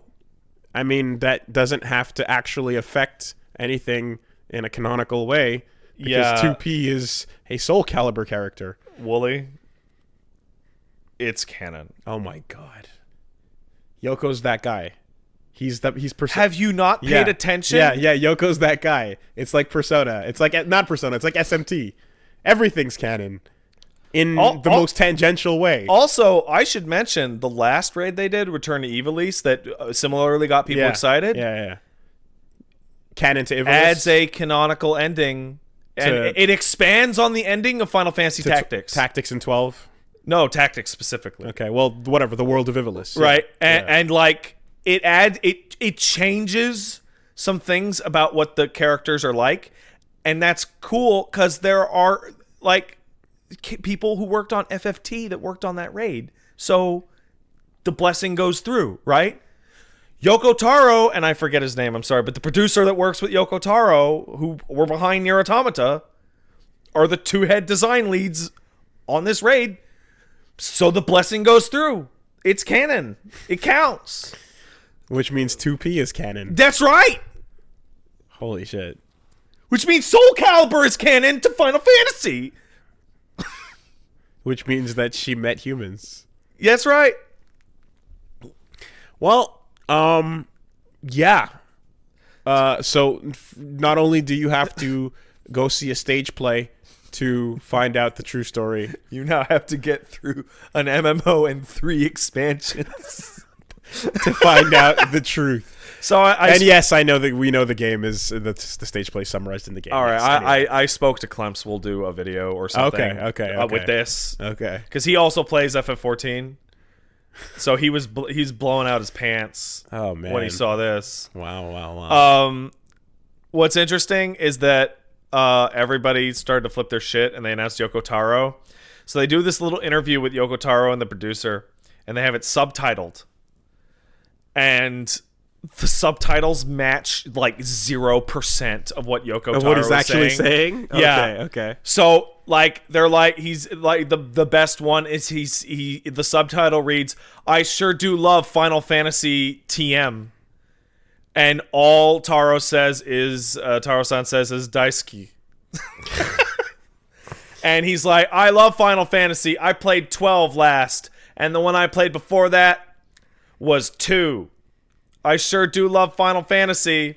And they were actually gonna like. He was like, "Oh, I'm not gonna play it. I'm gonna skip through the game and just use it." And Yoshida comes out on the stage and says, "We are forcing them to play through the game before they write this raid." Like it. Oh, sorry, gang. It is a fucking goofy mess. Wow. Well, I mean, I have no idea how this level of insane technology can be introduced into this world in a canon way. Oh, it's easy. You fall through a portal. Done. I guess. But doesn't that still have insane ramifications? Nope. Okay. Did you also see that they announced an FF15 crossover during that event in which the Regalia will become a new mount? Oh. So cars are just... Yeah, you fly around in your car. Okay. They also announced bunny ladies, which everybody got their penises big for. Okay, so it doesn't... It's an MMO. Who cares? MMOs. It doesn't... Dude, Rathalos is a mount in that game. Right, yeah. Okay, got it. Rathalos. Got it. Shut up, portals. So, for Final Fantasy 14 players, this is twofold great. 1, Nier is cool. 2, it means that Nier music and Nier outfits will now be in the game, which people are very excited for. Yeah, that's cool. Because people have already done their jury-rigged, like, Nier-like character lookalikes. Fuck that. Just grab 2B's dress. So when does this shit come out? The first of that will come out in September. As the first raid in the first Alliance raid in the new Shadowbringers expansion, which is coming out in early July, and then the 5.1 patch will probably be in September. So it's a whiles off. Does this also bring a new job? There will be a new job. It's the Gunbreaker class. It's Gunblade user. But that's the expansion in general. It's not the raid specifically. Oh, there's no, like... No. floating weapon on your back android job? No. Oh. Okay. Well, In fact, what will occur is that, by the way, my prediction early here is that there's going to be a Nier Automata raid, there's going to be a Nier raid, and there's going to be a Drakengard raid. That's what I hope. Or at the very least for the gear. And the main thing is that everybody wants to know, okay, I play a tank. Does that mean I don't get the fancy cloth dresses? Does it mean the healers are going to get the 2B outfit, or are they going to get the commander out? You know, like everybody's like, well, no, I want 2B's outfit. I want 9S's shit. everybody gets a blindfold. Yeah. Okay. But and which blindfold? Do I What? get the scanner type blindfold? Or the battle type yeah. And band. the only other story that is super big worth talking about, Super big. we can skip the rest, is Xbox announces their SDK update is going to include more cross-platform support, including Switch and mobile. So That's crazy. this is basically Microsoft going, yeah, we talked to Nintendo, and They're cool. They're cool with Xbox Live supporting Switch and so on and so forth. I don't know what this actually means. Well, here's one thing. Xbox Live is an existing functioning online multiplayer suite, that's correct. and then there's the Switch. Don't even pretend. And then there's the Switch. There's no fucking way. So, I think that it's quite possible that Nintendo went online. Yeah, we could do with some. I think that's wild. of- I think it's probably more likely that it'll have No, not on a first party level of any No, kind. no. I'm talking about like games, an Origin or like a Uplay certain games, if they want to, that come out on both. can use Xbox Live. And they'll allow people to play together in this way because they've seen, like, they're like, yeah, this Fortnite thing worked out great, and Sony looked like a bunch of jackasses for a while. So why don't we lean into that? It's Because that was the best heat we got. this is the farthest lean in I've ever seen. I saw a stupid meme of like Evolve or die. I saw a stupid meme of a guy sitting with his arms crossed, looking all frowny face, because his friend and his girlfriend were making out right next to them, and people just posted Nintendo, Microsoft, Sony. Yeah. And I mean, like, again, So Microsoft and fucking and Nintendo are going deep tongue on it was this one. the best heat they got for, like, because Sony otherwise is like, yeah, PS4 is doing great. You know what I mean? We Like, don't need nobody. they're doing their thing. So, like, every time there's an opportunity to make them look like a bunch of assholes, which they do whenever they go against this, which is a business decision, and it is the same type, but it's like it is an anti-consumer business It decision. absolutely is. So you're gonna look like a jackass every time you have to defend Same it. way that Microsoft looked like jackasses and Sony dunked on them with the used game shit. So Back and forth. Yeah, back and exactly, forth. exactly. So, according to their GDC listing, they're releasing a new cross-platform XDK, and they want to push for things more like Minecraft and Fortnite. Of course, it's gonna be limited to whatever. Again, what games happen to incorporate? Oh, yeah, that, totally. But could we see a Halo on a Nintendo? And that means in general that both consoles get to benefit from a larger player base. Yeah, it's cool. As a whole. It's really cool. I remember when Steam and PlayStation had that crossover, For like 1 second. but that's that's where my Steam account came from. Yeah. I was like, oh, my existing Steam account, or rather my existing PSN can be used for a pre-existing Steam account. That simplifies things greatly, and I just used that. Didn't go anywhere. They then immediately broke up, and that was the end of that But relationship. you still had your Steam account. But I still had the account. Yeah. Fuck you. I just remembered something, and I'm pissed off at you for your own sake. Because I remember you told me that you had that chance to get that Steam account, and you fucking didn't. No, I never really had the chance. But could you have even tried? I showed up too late. So to those of you who don't know, There used to be. Yeah, it's old now. It's It's fine. old now. Yeah, I'm like, is this okay to? Yeah, this is fine to talk about. It's old now. There used to be such a thing as a press Steam account. And Well, it was. I don't think it was press as much as it was like dev.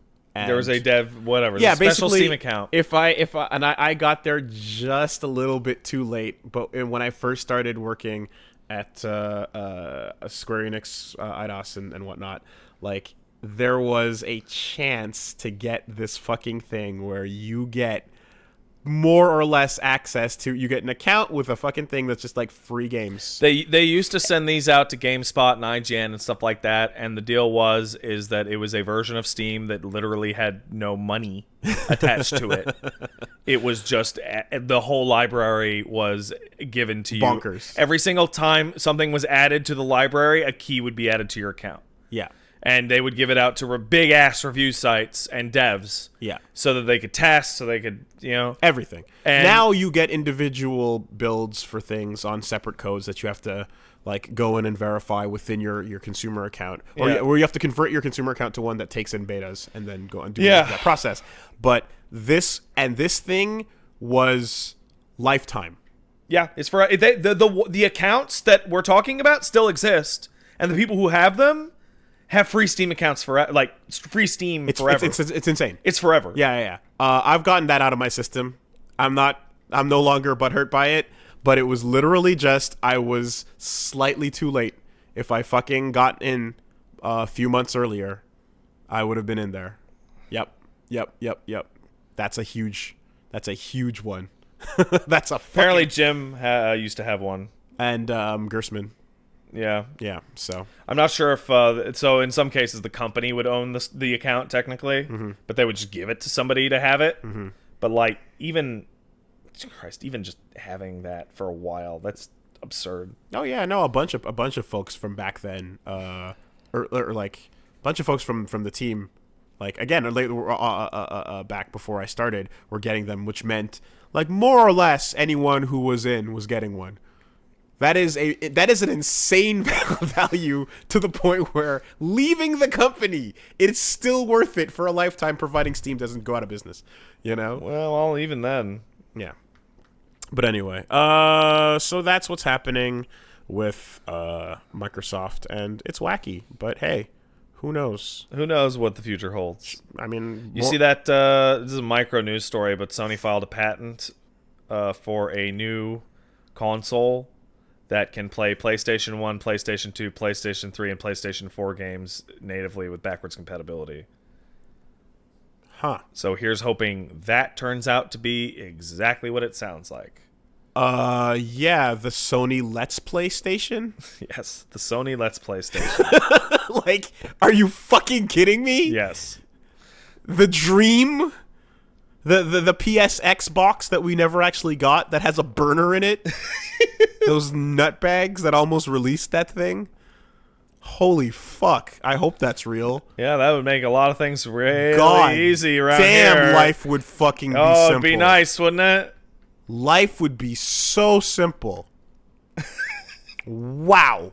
Let's take some email. Hey, if you want to send an email in, you go ahead and send that email to castlesuperbeastmail@gmail.com. That's castlesuperbeastmail@gmail.com.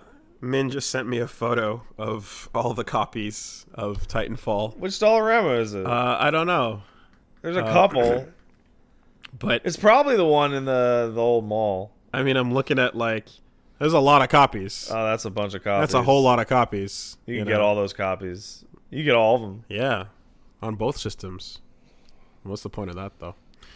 What is that? 1, 2, 3, 4, 5, 6, 7. That's yeah, it's about 20 copies. Yeah. Oh, I saw a guy ask, no Exodus news? One of the Metro Exodus developers ran his mouth and looks like a jackass. That's the news. I didn't hear it. The guy's like, if you don't buy it on the Epic Store, there won't be any more PC Metro games. And he goes on his big rant. This is fucking dumbass. $80 for 20 copies of Titanfall 2. That's worth it. Seems legit. Seems like a deal. We got a couple, and let's take one from 765 Broducer.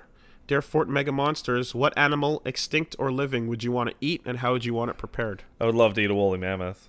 I'd be down for a barbecue dodo. Yeah, I want a woolly steak. Yeah. Ironically enough. Dinosaur would be terrible because it's just it's just just lizard lizards. meat. It's awful. Lizard meat's terrible. Alternatively, like one of those mega cows, you know those fucking things? Yeah. Or like eggs made out of like some ancient fucking bird.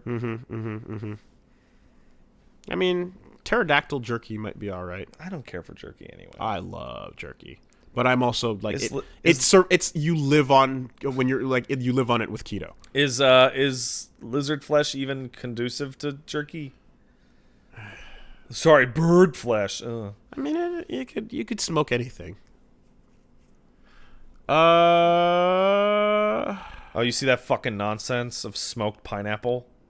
Where they turn pineapples into hams? No, but that sounds good. Basically, they shave a pineapple so it's just the fruit, and then they just hook it up like it's fucking smoked meat, and they smoke it. And you got like an inch of spice and shit on it. Tastes good. Yeah, apparently it tastes quite good. All right. Matt says, "Hey, Punch Daddy and Shitposty Midget, how you doing?" Long one, but apologies. About 2 months ago, I was scrolling through Twitter and I saw an official Diablo page hosting a contest where contestants needed to upload a photo of themselves playing Diablo 3. This shit is wild.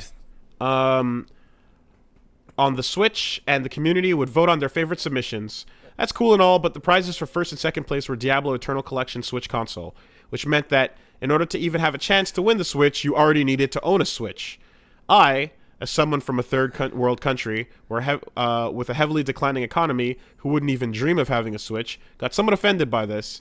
My immediate response was to grab a piece of paper, draw a Switch, overlay, Joy-Cons and all, and with some Diablo art on the sides, cut a rectangle in the middle and take a photo of my computer screen running Diablo 3 with a piece of paper in the front to simulate a Switch. Submitted it, was surprised to see it get through the process, and I don't know how, but my bullshit got through, and nearing the end of the day, it was rocking over 100 votes. Fast forward a week, I had over 3,200, and then some nice Tumblr people helped me out. Eventually, I was getting worried about it,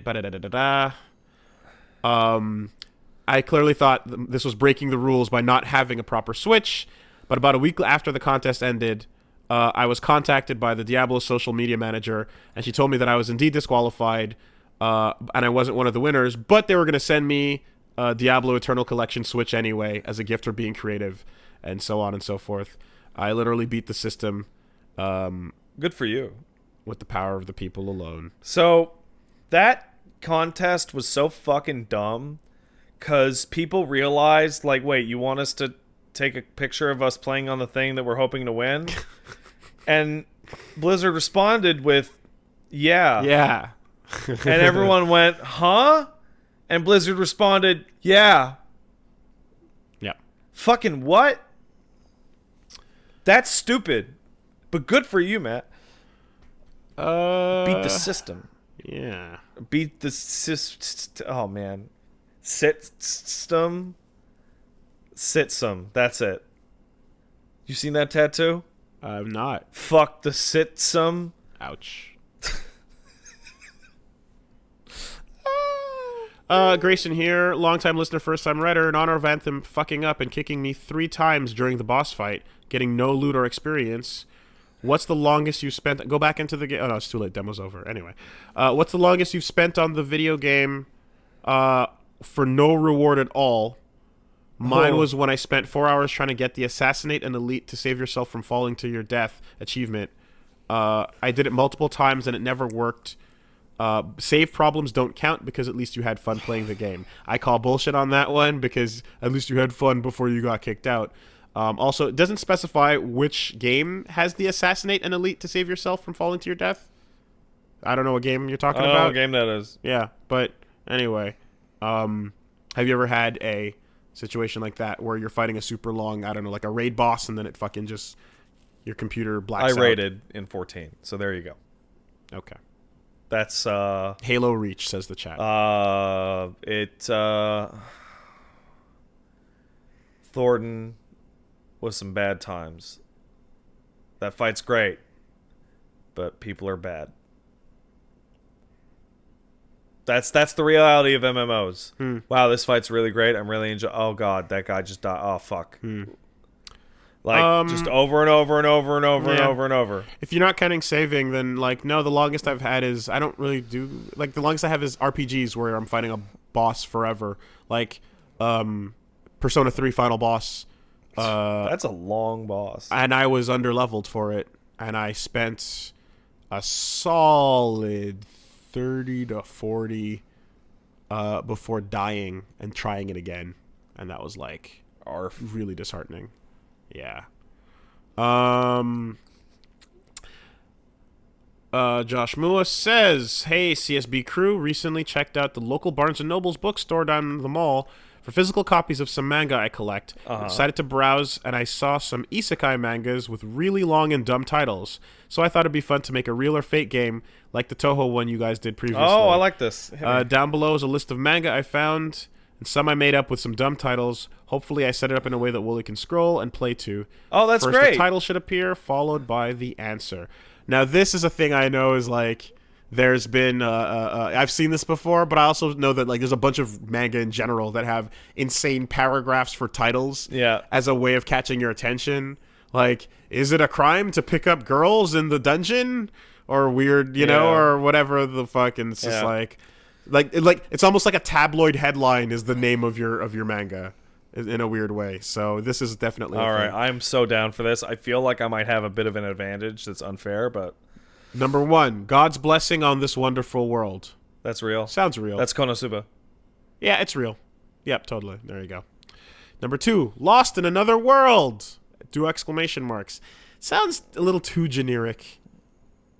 I mean, almost like I'll buy into it. I believe it. I'm gonna say that's fake. I'm gonna believe it, but it's really generic. Oh, it's fake. Yeah, fake.